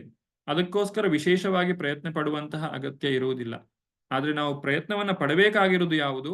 ಮೂರು ಲೋಕಗಳಲ್ಲಿಯೂ ಕೂಡ ಅಲಭ್ಯವಾದಂತಹದ್ದು, ಬೇರೆ ಜನ್ಮಗಳಲ್ಲಿ ಪಡೀಲಿಕ್ಕೆ ಸಾಧ್ಯವಾಗದೇ ಇರುವಂತಹದ್ದನ್ನ ಈ ಮನುಷ್ಯ ಜನ್ಮದಲ್ಲಿ ನಾವು ಪಡೆಯಬೇಕು ಅಂತ ಹೇಳಿ ಇಲ್ಲಿ ನಾರದ ಮುನಿಗಳು ತಿಳಿಸಿಕೊಡ್ತಾ ಇದ್ದಾರೆ. ಇಲ್ಲಿ ಮುಖ್ಯವಾಗಿ 3 ರೀತಿಯಾದಂತಹ ಭಕ್ತಿಯನ್ನ ವಿವರಿಸ್ತಾರೆ. ಮೊದಲನೇದ್ದು ಕೇವಲ ಭಕ್ತಿ, ಇನ್ನೊಂದು ಪ್ರಾಧಾನ್ಯ ಭಕ್ತಿ, ಇನ್ನೊಂದು ಗುಣಭಾವ ಭಕ್ತಿ ಅಂತ ಹೇಳಿ. ಇಲ್ಲಿ ಕೇವಲ ಭಕ್ತಿ ಅಂತ ಹೇಳಿದ್ರೆ ಭಗವಂತನಲ್ಲಿ ಒಂದು ಶುದ್ಧ ಭಕ್ತಿ, ನಿಷ್ಕಳಂಕವಾದಂತಹ ಭಕ್ತಿ, ಬೇರೆ ಯಾವುದೇ ಒಂದು ವಿಚಾರಗಳಲ್ಲಿಯೂ ಕೂಡ ಆಸಕ್ತಿಯನ್ನ ಹೊಂದದೆ ವ್ಯಕ್ತಿಯು ಯಾವುದೇ ಕಾರ್ಯಚಟುವಟಿಕೆಗಳನ್ನ ಅಥವಾ ಜ್ಞಾನ ಸಂಪಾದನೆ ಅಥವಾ ಯಾವುದೇ ಕೆಲಸವನ್ನ ಮಾಡುವುದಿದ್ರು ಮೂಲದಲ್ಲಿ ಭಗವಂತನ ಭಕ್ತಿಯೇ ಮುಖ್ಯವಾಗಿರುತ್ತದೆ. ಭಗವಂತನನ್ನ ಬಿಟ್ಟು ಬೇರೆ ಏನು ಕೂಡ ಅವರಿಗೆ ಬೇಕಾಗಿಲ್ಲ. ಅದನ್ನ ಅನನ್ಯ ಭಕ್ತಿ, ಶುದ್ಧ ಭಕ್ತಿ, ಕೇವಲ ಭಕ್ತಿ, ನಿರ್ಗುಣ ಭಕ್ತಿ, ಉತ್ತಮ ಭಕ್ತಿ, ಅಕಿಂಚನ ಭಕ್ತಿ, ನಿಷ್ಕಾಮ ಭಕ್ತಿ, ಈ ರೀತಿಯಾಗಿ ಅನೇಕ ಪದಗಳಿಂದ ಹೇಳ್ತಾರೆ. ಇದು ಭಗವಂತನ ಶುದ್ಧ ಭಕ್ತರು ಆಚರಿಸುವಂತಹ ಭಕ್ತಿ. ಭಗವಂತನಲ್ಲಿ ಅಚಲವಾದಂತಹ ಪ್ರೇಮವನ್ನ ಹೊಂದಿದ್ದಾರೆ, ಭಗವತ್ ಪ್ರೇಮವನ್ನ ಅವರು ಹೊಂದಿದ್ದಾರೆ. ಇದು ಮೊದಲನೆಯ ಅತ್ಯಂತ ಉತ್ತಮವಾದಂತಹ ಭಕ್ತಿ ಸೇವೆ. ಇನ್ನು ಎರಡನೆಯ ಹಂತದಲ್ಲಿ ಪ್ರಾಧಾನ್ಯ ಭಕ್ತಿ ಅಂತ ಹೇಳ್ತಾರೆ. ಇದು ಮಿಶ್ರವಾದಂತಹ ಭಕ್ತಿ. ಇದು ಹೇಗೆ ಅಂತ ಹೇಳಿದ್ರೆ, ಒಬ್ಬ ವ್ಯಕ್ತಿ ಕರ್ಮವನ್ನೋ ಜ್ಞಾನವನ್ನು ಆಚರಿಸ್ತಾನೆ, ಆದ್ರೆ ಅವನಿಗೆ ಆ ಕರ್ಮದಲ್ಲಿಯೂ ಜ್ಞಾನದಲ್ಲಿಯೂ ಆಸಕ್ತಿ ಇದೆ, ಆದ್ರೆ ಹೆಚ್ಚಿನ ಪ್ರಾಶಸ್ತ್ಯವನ್ನ ಭಕ್ತಿಗೆ ಕೊಡ್ತಾನೆ. ಅಂತಹ ಕೆಲಸಗಳನ್ನ ಮಾಡುವ ಮುಖಾಂತರ ತಾನು ಭಕ್ತಿಯನ್ನ ಆಚರಣೆ ಮಾಡ್ತಾನೆ. ಇದನ್ನ ಮಿಶ್ರ ಭಕ್ತಿ ಅಂತ ಹೇಳ್ತೇವೆ. ಕರ್ಮ ಮಿಶ್ರ ಭಕ್ತಿ, ಜ್ಞಾನ ಮಿಶ್ರ ಭಕ್ತಿ ಅಥವಾ ಯೋಗ ಮಿಶ್ರ ಭಕ್ತಿ ಅಂತ ಹೇಳ್ತೇವೆ. ವ್ಯಕ್ತಿ ಕರ್ಮದಲ್ಲಿ ತೊಡಗಿದ್ದಾನೆ, ಆದ್ರೆ ಕರ್ಮದ ಮುಖಾಂತರ ಭಕ್ತಿಗೆ ಹೆಚ್ಚು ಪ್ರಾಶಸ್ತ್ಯವನ್ನ ಕೊಡ್ತಾನೆ. ಆದ್ರೆ ಭಕ್ತಿ ಮಾಡುವುದೇ ಮುಖ್ಯ ಅಲ್ಲ, ಅಲ್ಲಿ ಅವನಿಗೆ ಕರ್ಮವನ್ನ ಬಿಡ್ಲಿಕ್ಕೆ ಸಾಧ್ಯ ಇಲ್ಲ. ಅಲ್ಲಿ ಕೇವಲ ಭಕ್ತಿ ಅಥವಾ ಶುದ್ಧ ಭಕ್ತಿಯಲ್ಲಿ ವ್ಯಕ್ತಿ ಏನನ್ನ ಬೇಕಾದ್ರೂ ತ್ಯಾಗ ಮಾಡಲಿಕ್ಕೆ ಸಿದ್ಧನಾಗಿರ್ತಾನೆ ಭಗವಂತನಿಗೋಸ್ಕರ. ಆದರೆ ಪ್ರಾಧಾನ್ಯ ಭಕ್ತಿಯಲ್ಲಿ ಅವನು ಕರ್ಮವನ್ನು ಜ್ಞಾನವನ್ನು ಸಾಧನೆ ಮಾಡ್ತಾ ಇರ್ತಾನೆ, ಆದ್ರೆ ಅವುಗಳನ್ನ ಮಾಡುವಂತಹದ್ದು ಭಕ್ತಿಯನ್ನ ಪಡೀಲಿಕ್ಕೋಸ್ಕರ. ಈ 5 ರೀತಿಯಾದಂತಹ ರಸಗಳಿವೆ, ನಾವು ಹಿಂದೆ ತಿಳಿದಿದ್ದೇವೆ ಇದನ್ನ. ಶಾಂತ, ದಾಸ್ಯ, ಸಖ್ಯ, ವಾತ್ಸಲ್ಯ, ಮಾಧುರ್ಯ ಅಂತ ಹೇಳಿ. ಒಬ್ಬ ವ್ಯಕ್ತಿ ಈ ಒಂದು ಪ್ರಾಧಾನ್ಯ ಭಕ್ತಿಯನ್ನ ಶಾಂತರಸದಲ್ಲಿ ಅಭ್ಯಾಸ ಮಾಡಿದ್ರೆ ಅವನು ಭಕ್ತಿಯ 9 ಹಂತಗಳು, ಶ್ರದ್ಧಾ, ಸಾಧು ಸಂಘ, ಭಜನ ಕ್ರಿಯೆ, ಅನರ್ಥ ನಿವೃತ್ತಿ ಏನಿದೆ, ಅದರಲ್ಲಿ ಅವನು ಭಾವ ಹಂತದವರೆಗೆ ಹೋಗಬಹುದು ಭಗವಂತನ ಭಕ್ತಿಯನ್ನ ಸಾಧಿಸುವುದರಲ್ಲಿ. ಆಮೇಲೆ ಅಲ್ಲಿಂದ ಆತನು ಮುಕ್ತಿಯನ್ನು ಕೂಡ ಪಡೆಯಬಹುದು ಈ ಭೌತಿಕ ಪ್ರಪಂಚದಿಂದ. ಹಾಗೂ ಅವನೇನಾದ್ರೂ ಅದೃಷ್ಟವಂತನಾಗಿದ್ರೆ ಭಗವಂತನ ಭಕ್ತರ ಸಂಘ ಅವನಿಗೆ ದೊರಕಿತು ಅಂತಾದ್ರೆ ಅವನು ಕೃಷ್ಣ ಪ್ರೇಮವನ್ನು ಕೂಡ ಪಡೀಲಿಕ್ಕೆ ಸಾಧ್ಯ ಇದೆ. ಹೀಗೆ ಆ ಒಂದು ಪ್ರಾಧಾನ್ಯ ಭಕ್ತಿಯ ಮುಖಾಂತರವೂ ಕೂಡ ವ್ಯಕ್ತಿಯು ತನ್ನ ಜೀವನವನ್ನು ಸಾರ್ಥಕಗೊಳಿಸಿಕೊಳ್ಳಬಹುದು. ಶ್ರೀಮದ್ ಭಾಗವತದಲ್ಲಿ ನಾವು ಕೇವಲ ಭಕ್ತಿ ಮತ್ತೆ ಪ್ರಾಧಾನ್ಯ ಭಕ್ತಿಯ ಬಗ್ಗೆ ತಿಳಿಯುತ್ತೇವೆ. ಆದರೆ 3ನೇದ್ದು ಗುಣಭಾವ ಭಕ್ತಿ. ಇದು ನಿಜವಾಗಿ ಭಕ್ತಿಯೇ ಅಲ್ಲ.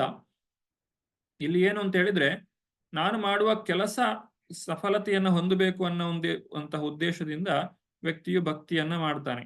ಅಂದ್ರೆ ಇಲ್ಲಿ ಭಕ್ತಿಗೆ ಪ್ರಾಧಾನ್ಯತೆ ಇಲ್ಲ. ಅವನು ಮಾಡುವ ಕರ್ಮ ಅಥವಾ ಜ್ಞಾನ ಅಥವಾ ಯೋಗ ಏನಿದೆ ಅದಕ್ಕೆ ಹೆಚ್ಚಿನ ಪ್ರಾಶಸ್ತ್ಯ.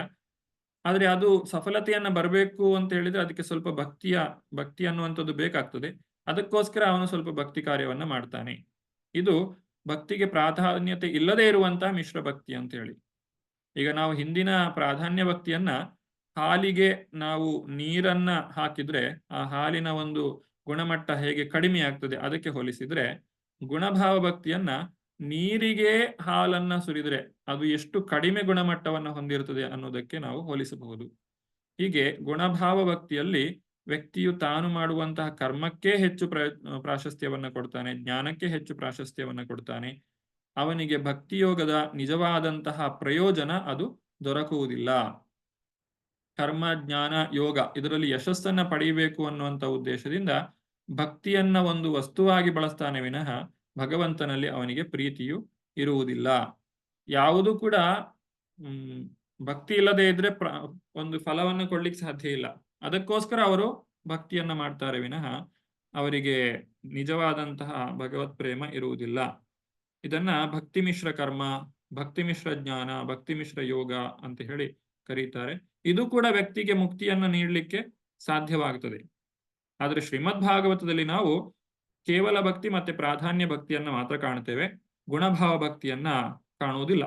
ಅದನ್ನ ಶಾಸ್ತ್ರಗಳು ಕೂಡ ಪ್ರತಿಪಾದಿಸುವುದಿಲ್ಲ. ಇದನ್ನ ಮಾಡಬೇಕು ಅಂತ ಹೇಳಿ ಅಲ್ಲಿ ಶಾಸ್ತ್ರಗಳಲ್ಲಿಯೂ ಕೂಡ ತಿಳಿಸಲಾಗಿಲ್ಲ. ಈ ರೀತಿ ನಾರದ ಮುನಿಗಳು ಹೇಳುವಂತಹ ಮಾತು, ಭಕ್ತಿಯನ್ನ ಮಾಡಿದ್ರೆ ವ್ಯಕ್ತಿಯು ಪತಿತನಾಗುವುದಿಲ್ಲ. ಒಂದು ವೇಳೆ ಅವನು ಅಪಕ್ವ ಸ್ಥಿತಿಯಲ್ಲಿ ಪತಿತನಾದರೂ ಕೂಡ ನೇಹಾಭಿಕ್ರಮ ನಾಶೋಸ್ತಿ, ಭಗವದ್ಗೀತೆ 2:40. ಅವನು ಯಾವುದೇ ಚಿಂತೆ ಮಾಡುವ ಅಗತ್ಯ ಇಲ್ಲ. ಎಲ್ಲಿ ಭಕ್ತಿಯನ್ನು ನಿಲ್ಲಿಸಿರ್ತಾನೋ ಮುಂದಿನ ಜನ್ಮದಲ್ಲಿ ಅವನಿಗೆ ಅಲ್ಲಿಂದಲೇ ಮುಂದುವರಿಯುವಂತಹ ಅವಕಾಶ ದೊರಕುತ್ತದೆ.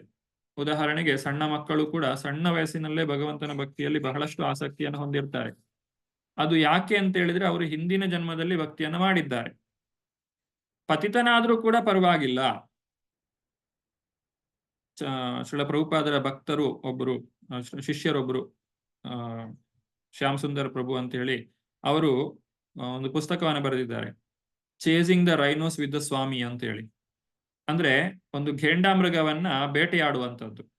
ಒಬ್ಬ ವ್ಯಕ್ತಿ ಘೇಂಡಾಮೃಗವನ್ನ ಬೇಟೆಯಾಡ್ಲಿಕ್ಕೆ ಹೋಗಿ ಅವನು ವಿಫಲನಾದ್ರೂ ಕೂಡ ಅದನ್ನ ಯಾರು ವಿಫಲತೆ ಅಂತ ಹೇಳುವುದಿಲ್ಲ. ಯಾಕಂದ್ರೆ ಅವನು ಮಾಡ್ಲಿಕ್ಕೆ ಹೋದಂತಹ ಕಾರ್ಯ ಅಷ್ಟು ಶ್ರೇಷ್ಠವಾದದ್ದು. ಅವನದ್ರಲ್ಲಿ ಯಶಸ್ವಿಯನ್ನ ಪಡೆದ ಅಂತ ಹೇಳಿದ್ರೆ ಅದು ಇನ್ನೂ ಉತ್ತಮವಾದದ್ದು. ಹಾಗಾಗಿ ಭಕ್ತಿಯನ್ನ ನಾವು ಸ್ವೀಕಾರ ಮಾಡುವುದೇ ಶ್ರೇಷ್ಠ. ಅದರಲ್ಲಿ ವಿಫಲನಾದ್ರೂ ಪರವಾಗಿಲ್ಲ, ಸಫಲತೆಯನ್ನ ಪಡೆದನಂತಾದ್ರೂ ಆದ್ರೆ ಅದು ಬಹಳ ಶ್ರೇಷ್ಠವಾದಂತಹದ್ದು. ಹಾಗಾಗಿ ನಾವು ಭಕ್ತಿಯನ್ನ ಮಾಡಲಿಕ್ಕೆ ಯಾವತ್ತೂ ಕೂಡ ಹಿಂಜರಿಯಬಾರದು. ಅಪರೂಪವಾದದ್ದನ್ನ ಪಡೀಲಿಕ್ಕೆ ಪ್ರಯತ್ನಿಸಬೇಕು. 3 ಲೋಕಗಳಲ್ಲಿಯೂ ದೊರಕದೇ ಇರುವುದನ್ನ ನಾವು ಪಡೆಯಬೇಕು. ಕಷ್ಟಗಳು ಬರ್ತವೆ, ಸುಖವೂ ಕೂಡ ಅದೇ ರೀತಿಯಾಗಿ ಬರ್ತಾ ಇರ್ತದೆ. ಅದಕ್ಕೋಸ್ಕರ ವಿಶೇಷವಾದಂತಹ ಪ್ರಯತ್ನ ಬೇಕಾಗಿಲ್ಲ ಅಂತ ಹೇಳ್ತಾ ಇಲ್ಲಿ ನಾರದ ಮುನಿಗಳು ಈ ಭಕ್ತಿಯ ಒಂದು ಫಲಿತಾಂಶ ಅದು ಹೇಗೆ ವ್ಯಕ್ತಿಯಲ್ಲಿ ಶಾಶ್ವತವಾಗಿ ಇರ್ತದೆ ಅನ್ನೋದನ್ನ 19ನೇ ಶ್ಲೋಕದಲ್ಲಿ ತಿಳಿಸ್ತಾರೆ. ನ ವೈ ಜನೋ ಜಾತು ಕಥಂಚನ ವ್ರಜೆ ಮುಕುಂದ ಸೇವ್ಯ ನವ್ಯವದಂಗ ಸಂಸ್ಕೃತಿಂ ಸ್ಮರನ್ ಮುಕುಂದಾಂಗ್ರ ಅಲೂಪಗುಹನಂ ಪುನಃ ವಿಹಾತುಂ ಇಚ್ಛೆನ್ನ ರಸಗ್ರಹೋ ಜನ. ಪ್ರಿಯ ವ್ಯಾಸ ಮಹರ್ಷಿಗಳೇ, ಶ್ರೀಕೃಷ್ಣನ ಭಕ್ತನು ಕೆಲವೊಮ್ಮೆ ಏನಾದರೊಂದು ಕಾರಣದಿಂದ ಪತನ ಹೊಂದಿದರೂ ಅವನು ಖಂಡಿತವಾಗಿಯೂ ಇತರ ಕಾಮ್ಯಕರ್ಮಿಗಳಂತೆ ಲೋಕ ಜೀವನದಲ್ಲಿ ತೊಡಗುವುದಿಲ್ಲ. ಏಕೆಂದರೆ ಒಮ್ಮೆ ಭಗವಂತನ ಪಾದಕಮಲಗಳ ಸವಿ ಅನುಭವಿಸಿದವನು ಆ ಆನಂದ ಉನ್ಮಾದವನ್ನೇ ಮತ್ತೆ ಮತ್ತೆ ಸ್ಮರಿಸುವುದಲ್ಲದೆ ಬೇರೆ ಏನನ್ನೂ ಮಾಡಲಾರನು. ಒಮ್ಮೆ ಆ ಭಗವಂತನ ಭಕ್ತಿಯ ರಸವನ್ನ ಒಬ್ಬ ವ್ಯಕ್ತಿ ಸವಿದ ಅಂತ ಹೇಳಿದ್ರೆ ಅವನು ಖಂಡಿತವಾಗಿಯೂ ಅದನ್ನ ಮರೆಯಲಿಕ್ಕೆ ಸಾಧ್ಯ ಇಲ್ಲ. ಜನ್ಮ ಜನ್ಮಾಂತರಗಳಿಗೂ ಕೂಡ ಅದು ಮರೆತು ಹೋಗುವುದಿಲ್ಲ. ಅಷ್ಟೊಂದು ಸವಿಯನ್ನ ಆ ಭಗವಂತನ ಭಕ್ತಿ ಸೇವೆ ಹೊಂದಿದೆ. ಅದನ್ನು ನಾವು ಅಭ್ಯಾಸ ಮಾಡಬೇಕು, ಅದನ್ನು ನಾವು ಸವಿಯಬೇಕು. ಇದು ಸಾಧ್ಯವಾಗುವಂತೆ ವೇದವ್ಯಾಸರು ಗ್ರಂಥ ರಚನೆಯನ್ನ ಮಾಡಬೇಕು. ಈ ಶ್ರೀಕೃಷ್ಣನಲ್ಲಿ ಭಕ್ತಿಯನ್ನ ಮಾಡಬೇಕಾದ್ರೆ ನಾರದ ಮುನಿಗಳ ಜೀವನದಲ್ಲಿಯೂ ಕೂಡ ನಾವು ಕಾಣ್ತೇವೆ. ಭಗವಂತ ನಮಗೆ ಆ ಭಕ್ತಿಯ ಸ್ವಲ್ಪ ರುಚಿಯನ್ನ ತೋರಿಸ್ತಾನೆ. ಆಗ ನಮಗೆ ಅದರಲ್ಲಿ ಹೆಚ್ಚಿನ ಆಸಕ್ತಿ ಬೆಳೆಯುತ್ತದೆ. ಅದನ್ನು ನಾವು ಇನ್ನೂ ಹೆಚ್ಚು ಹೆಚ್ಚು ಪಡೆಯಬೇಕು, ಶಾಶ್ವತವಾಗಿ ಪಡೆಯಬೇಕು ಅನ್ನೋದರ ಕಡೆಗೆ ನಾವು ಹೆಚ್ಚು ಕೆಲಸವನ್ನ ಮಾಡ್ತೇವೆ. ಇದು ಭಗವಂತ ನಮಗೆ ತೋರಿಸುವಂತಹ ಒಂದು ಕೃಪೆಯಾಗಿದೆ. ಅಂತಹ ಭಗವಂತನ ಸವಿಯನ್ನ ಉಂಡವನು ಯಾವತ್ತೂ ಕೂಡ ಭಗವಂತನನ್ನ ಮರೆಯಲಿಕ್ಕೆ ಸಾಧ್ಯ ಇಲ್ಲ. ಅದರಿಂದ ತಾವು ಭಕ್ತಿ ಸೇವೆಯನ್ನ ತಿಳಿಸಿಕೊಡಿ ಅಂತ ಹೇಳಿ ನಾರದರು ವೇದವ್ಯಾಸರಿಗೆ ತಿಳಿಸ್ತಾ ಇದ್ದಾರೆ. ಕೊನೆಯದಾಗಿ ನಾರದ ಮುನಿಗಳು ಸಂಕ್ಷಿಪ್ತವಾಗಿ ಕೆಲವೊಂದು ವಿಚಾರಗಳನ್ನ ವೇದವ್ಯಾಸರಿಗೆ ಹೇಳ್ತಾರೆ. ಇದಂ ಹಿ ವಿಶ್ವಂ ಭಗವಾನಿ ವೇತರೋ ಯಥೋ ಜಗತ್ಸಾನ ನಿರೋಧ ಸಂಭವ ತದ್ದಿ ಸ್ವಯಂ ವೇದ ಭವಾನ್ ತಥಾಪಿ ವೈ ಪ್ರಾದೇಶ ಮಾತ್ರಂ ಭವತಾ ಪ್ರದರ್ಶಿತಂ. ಸ್ವಯಂ ಪರಮಪುರುಷನೇ ಸಮಸ್ತ ವಿಶ್ವವಾಗಿದ್ದರೂ ಅವನು ಅದರಿಂದ ಪ್ರತ್ಯೇಕವಾಗಿದ್ದಾನೆ. ಈ ವಿಶ್ವ ಅವನಿಂದಲೇ ಮೂಡಿದೆ, ಅವನಲ್ಲಿಯೇ ಇದೆ, ಪ್ರಳಯಾನಂತರ ಅವನೊಳಗೇ ಸೇರುತ್ತದೆ. ನೀವು ಇದನ್ನೆಲ್ಲ ಬಲ್ಲಿರಿ, ನಾನು ಸಾರಾಂಶವನ್ನಷ್ಟೇ ನೀಡಿದ್ದೇನೆ. ನಾರದ ಮುನಿಗಳು ಸಾರಾಂಶವನ್ನ ತಿಳಿಸಿದ್ದಾರೆ. ಈಗ ವೇದವ್ಯಾಸರು ಅದನ್ನ ಸರಿಯಾಗಿ ಚೆನ್ನಾಗಿ ವಿವರಿಸಿ ತಿಳಿಸಬೇಕು ಅಂತ ಹೇಳಿ ವೇದವ್ಯಾಸರಿಗೆ ಹೇಳ್ತಾ ಇದ್ದಾರೆ. ತ್ವಮಾತ್ಮನಾತ್ಮಾನ ಮಹೇವ್ಯ ಮೋಘದೃಕ್ ಪರಸ್ಯ ಪುಂಸಾ ಪರಮಾತ್ಮನ ಕಲಾಂ ಅಜಂ ಪ್ರಜಾತಂ ಜಗತಾ ಶಿವಾಯತಂ ತನ್ಮಹಾನುಭಾವ ಅಭ್ಯುದಯೋಧಿಗಣ್ಯತಾಂ. ನೀವು ಪರಿಪೂರ್ಣವಾದ ದರ್ಶನ ಶಕ್ತಿಯುಳ್ಳವರು. ಪರಮಾತ್ಮನ ಸ್ವರೂಪವನ್ನು ನೀವೇ ತಿಳಿಯಬಲ್ಲಿರಿ, ಏಕೆಂದರೆ ನೀವು ಭಗವಂತನ ಶಕ್ತ್ಯಾರೋಪಿತ ಅವತಾರವಾಗಿದ್ದೀರಿ. ನಾರದ ಮುನಿಗಳು ಹೇಳುವ ಮಾತು ಇದು ವೇದವ್ಯಾಸರಿಗೆ. ನೀವು ಭಗವಂತನ ಶಕ್ತ್ಯಾರೋಪಿತ ಅವತಾರವಾಗಿದ್ದೀರಿ. ನೀವು ಜನ್ಮರಹಿತರು, ಆದರೂ ಎಲ್ಲ ಮಾನವರ ಕಲ್ಯಾಣಕ್ಕಾಗಿ ಈ ಲೋಕದಲ್ಲಿ ಅವತರಿಸಿದ್ದೀರಿ. ಆದ್ದರಿಂದ ಪರಮಪುರುಷನಾದ ಶ್ರೀಕೃಷ್ಣನ ದಿವ್ಯ ಲೀಲೆಗಳನ್ನು ಹೆಚ್ಚು ಸ್ಪಷ್ಟವಾಗಿ ವರ್ಣಿಸಿ. ಈಗ ನಮಗೆ ವೇದವ್ಯಾಸರು ಮುಂದೆ ಏನು ಮಾಡಲಿಕ್ಕಿದ್ದಾರೆ ಅನ್ನುವಂತಹ ಒಂದು ಸ್ಪಷ್ಟವಾದಂತಹ ಚಿತ್ರಣ ಇಲ್ಲಿ ನಮಗೆ ದೊರಕ್ತಾ ಇದೆ. ವೇದವ್ಯಾಸರ ಅರ್ಹತೆಗಳನ್ನ ಇಲ್ಲಿ ಮತ್ತೆ ತಿಳಿಸಿದ್ದಾರೆ. ಅಮೋಘ ದೃಕ್, ನಿಮ್ಮ ಪರಿಪೂರ್ಣವಾದ ದೃಷ್ಟಿ, ನೀವು ಭಗವಂತನ ಅವತಾರವಾಗಿದ್ದೀರಾ, ಗ್ರಂಥ ರಚನೆಯ ಉದ್ದೇಶಕ್ಕಾಗಿಯೇ ನೀವು ಅವತರಿಸಿದ್ದೀರಾ. ಹಾಗಾಗಿ ಆ ಒಂದು ಅವತಾರದ ಉದ್ದೇಶವನ್ನ ಪರಿಪೂರ್ಣಗೊಳಿಸಬೇಕು ಅಂತೇಳಿ ನಾರದ ಮುನಿಗಳು ತಿಳಿಸ್ತಾ ಇದ್ದಾರೆ. ಇದಂ ಹಿ ಪುಂಸಾಸ್ ತಪಸಾ ಶ್ರುತಸ್ಯ ವಾ ಸ್ವಿಷ್ಟಸ್ಯ ಸೂಕ್ತಸ್ಯ ಚ ಬುದ್ಧಿದತ್ತಯೋ ಅವಿಚ್ಯುತೋರ್ಥ ಕವಿಭಿರ್ನಿರೂಪಿತೇ ಯದುತ್ತಮ ಶ್ಲೋಕ ಗುಣಾನುವರ್ಣನಂ. ಜ್ಞಾನ ಸಾಧನೆಯ ನಿಶ್ಚಿತ ಉದ್ದೇಶಗಳೆಂದರೆ ತಪಸ್ಸು, ವೇದಾಧ್ಯಯನ, ಯಜ್ಞ, ಸ್ತೋತ್ರ ಪಠನ ಮತ್ತು ದಾನ. ಕಡೆಯಲ್ಲಿ ಇವು ಉತ್ತಮ ಕಾವ್ಯಗಳಿಂದ ವರ್ಣಿತನಾದ ಭಗವಂತನ ಅಲೌಕಿಕ ನಿರೂಪಣೆಯಲ್ಲಿ ಕೊನೆಗೊಳ್ಳುತ್ತದೆ. ಇದನ್ನು ವಿದ್ವಾಂಸರು ಖಚಿತವಾಗಿ ತೀರ್ಮಾನಿಸಿದ್ದಾರೆ. ಉತ್ತಮ ಶ್ಲೋಕ ಗುಣ ಅಂತ ಹೇಳ್ತಾರೆ. ಆ ಭಗವಂತನನ್ನ ನಾವು ಉತ್ತಮ ಶ್ಲೋಕಗಳಿಂದ ಸ್ತುತಿ ಮಾಡ್ತೇವೆ. ಅಂತಹ ಭಗವಂತನ ಅಲೌಕಿಕವಾದಂತಹ ನಿರೂಪಣೆಯನ್ನ ಮಾಡಬೇಕು. ಒಬ್ಬ ವ್ಯಕ್ತಿ ಮಾಡುವಂತಹ ತಪಸ್ಸು, ವೇದಾಧ್ಯಯನ, ಜ್ಞಾನ ಇತ್ಯಾದಿ ಏನೇ ಇದ್ರೂ ಕೂಡ ಅದು ಅವನನ್ನ ಈ ಹಂತಕ್ಕೆ ಕರೆದುಕೊಂಡು ಬರಬೇಕು. ಆ ಭಗವಂತನ ಲೀಲೆಗಳನ್ನ ಆತನು ಗುಣಗಾನ ಮಾಡುವಂತಹ ಒಂದು ಹಂತಕ್ಕೆ ಅವನು ಬರುವಂತೆ ಆದರೆ ಅವನು ಮಾಡಿದ ಎಲ್ಲಾ ಕಾರ್ಯಗಳು ಕೂಡ ಅದು ಸಫಲತೆಯನ್ನ ಹೊಂದಲಿಕ್ಕೆ ಸಾಧ್ಯ. ಆ ಭಗವಂತನ ಕಾರಣರಹಿತ ಕೃಪೆಯನ್ನ ತಾನು ಪಡೆಯಬೇಕು. ಕಾಸ್ಟ್ಲೆಸ್ ಮರ್ಸಿ ಅಂತ ಹೇಳ್ತೇವೆ. ಇಲ್ಲಿ ಕಾರಣರಹಿತ ಆದದ್ದು ಅಂತ ಯಾಕೆ ಹೇಳ್ತಾರೆ? ಯಾಕಂದ್ರೆ ಕಾರಣರಹಿತ, ಯಾಕಂದ್ರೆ ಇಲ್ಲಿ ಯಾವುದೇ ಕಾರಣ ಇಲ್ಲ ನಮ್ಮ ಮೇಲೆ ಅವರಿಗೆ ಕರುಣೆಯನ್ನು ತೋರಿಸ್ಲಿಕ್ಕೆ. ಸಾಮಾನ್ಯವಾಗಿ ನಾವು ಯಾರ ಮೇಲೆ ಆದ್ರೂ ಸ್ವಲ್ಪ ಕರುಣೆಯನ್ನು ತೋರಿಸ್ತೇವೆ ಅಂತ ಹೇಳಿದ್ರೆ ಅವರು ಕಷ್ಟದಲ್ಲಿರ್ತಾರೆ, ಹಸಿದಿದ್ದಾರೆ ಅನ್ನುವಂತಹ ಅರ್ಹತೆಯನ್ನು ಅವರು ಹೊಂದಿರ್ತಾರೆ. ಆದ್ರೆ ಭಕ್ತರಾಗ್ಲಿ ಅಥವಾ ಭಗವಂತನಾಗ್ಲಿ ನಮ್ಮ ಮೇಲೆ ಕರುಣೆಯನ್ನು ತೋರಿಸ್ಬೇಕು ಅಂತ ಹೇಳಿದ್ರೆ ಅದು ನಮ್ಮ ಯಾವುದೇ ಅರ್ಹತೆಯಿಂದ ಅದು ಬರುವಂತದ್ದಲ್ಲ. ಅದು ಭಗವಂತನ ಅವ್ಯಾಜ ಕರುಣೆಯಿಂದಲೇ ಬಂದಿರುವಂತಹದ್ದು. ಹಾಗಾಗಿ ಇದನ್ನ ಕಾಸ್ಟ್ಲೆಸ್ ಮರ್ಸಿ, ಕಾರಣರಹಿತವಾದಂತಹ ಕೃಪೆ ಅಂತ ಹೇಳಿ ಕರೀತೇವೆ. ತಪಸ್ಸಿನಿಂದಾಗಲಿ ಅಥವಾ ಇನ್ಯಾವುದೇ ವಿಚಾರದಿಂದಾಗ್ಲಿ ನಾವು ಭಗವಂತನನ್ನ ತಿಳಿಯಕ್ಕೆ ಸಾಧ್ಯ ಇಲ್ಲ. ಅದು ಸಾಧ್ಯ ಆಗಬೇಕು ಅಂತ ಹೇಳಿದ್ರೆ ಆ ಭಗವಂತನ ಕಾರಣರಹಿತವಾದಂತಹ ಕೃಪೆ ಅದು ಎಲ್ಲರಿಗೂ ದೊರಕಲಿಕ್ಕೆ ಈಗ ವೇದವ್ಯಾಸರು ತಮ್ಮ ಕೃಪೆಯನ್ನ ಸಮಸ್ತ ಮನುಕುಲದ ಮೇಲೆ ಮಾಡಬೇಕು ಅಂತ ಹೇಳಿ ಇಲ್ಲಿ ನಾರದ ಮುನಿಗಳು ತಿಳಿಸ್ತಾ ಇದ್ದಾರೆ. ಇನ್ನು ಮುಂದಕ್ಕೆ ನಾರದ ಮುನಿಗಳು ತಮ್ಮ ಜೀವನದ ಒಂದು ಕಥೆಯನ್ನ ತಿಳಿಸ್ತಾರೆ. ಇದು ಶ್ರದ್ಧಾ ಸಾಧು ಸಂಘ ಅಲ್ಲಿಂದ ಭಗವಂತನ ಕೃಷ್ಣ ಪ್ರೇಮವನ್ನ ಪಡೆಯುವವರೆಗೆ ಇರುವಂತಹ ನಾನಾ ಹಂತಗಳನ್ನ ತಿಳಿಸುವಂತಹ ಒಂದು ಕಥೆಯಾಗಿದೆ. ನಾರದ ಮುನಿಗಳ ಸ್ವಂತ ಕಥೆ, ಅವರು ಹೇಗೆ ಈ ಒಂದು ನಾರದರಾಗಿ ಇವತ್ತು ಇದ್ದಾರೆ, ಅವರು ಹಿಂದೆ ಹೇಗೆ ಒಬ್ಬ ಶೂದ್ರನಾಗಿ ಜನಿಸಿದ್ರು, ಇದೆಲ್ಲವನ್ನು ಕೂಡ ಮುಂದಿನ ವಿಭಾಗದಲ್ಲಿ ತಿಳಿಸಿಕೊಡ್ತಾರೆ. ಅದೇನು ಅನ್ನೋದನ್ನ ನಾವು ಮುಂದಿನ ತರಗತಿಯಲ್ಲಿ ನೋಡ್ಲಿಕ್ಕಿದ್ದೇವೆ. ಇವತ್ತಿನ ತರಗತಿಗೆ ಬಂದಂತಹ ಎಲ್ಲ ಭಕ್ತರಿಗೂ ಕೂಡ ಧನ್ಯವಾದಗಳು. ವಾಂಛಾ ಕಲ್ಪತರುಭ್ಯಶ್ಚ ಕೃಪಾ ಸಿಂಧುಭ್ಯ ಏವ ಚ ಪತಿತಾನಾಂ ಪಾವನೇಭ್ಯೋ ವೈಷ್ಣವೇಭ್ಯೋ ನಮೋ ನಮಃ. ಅನಂತ ಕೋಟಿ ವೈಷ್ಣವವೃಂದ ಕಿ ಜೈ. ನಾಮಾಚಾರ್ಯ ಶ್ರೀ ಹರಿದಾಸ್ ಠಾಕೂರ್ ಕಿ ಜೈ. ಧನ್ಯವಾದಗಳು. ಹರೇ ಕೃಷ್ಣ.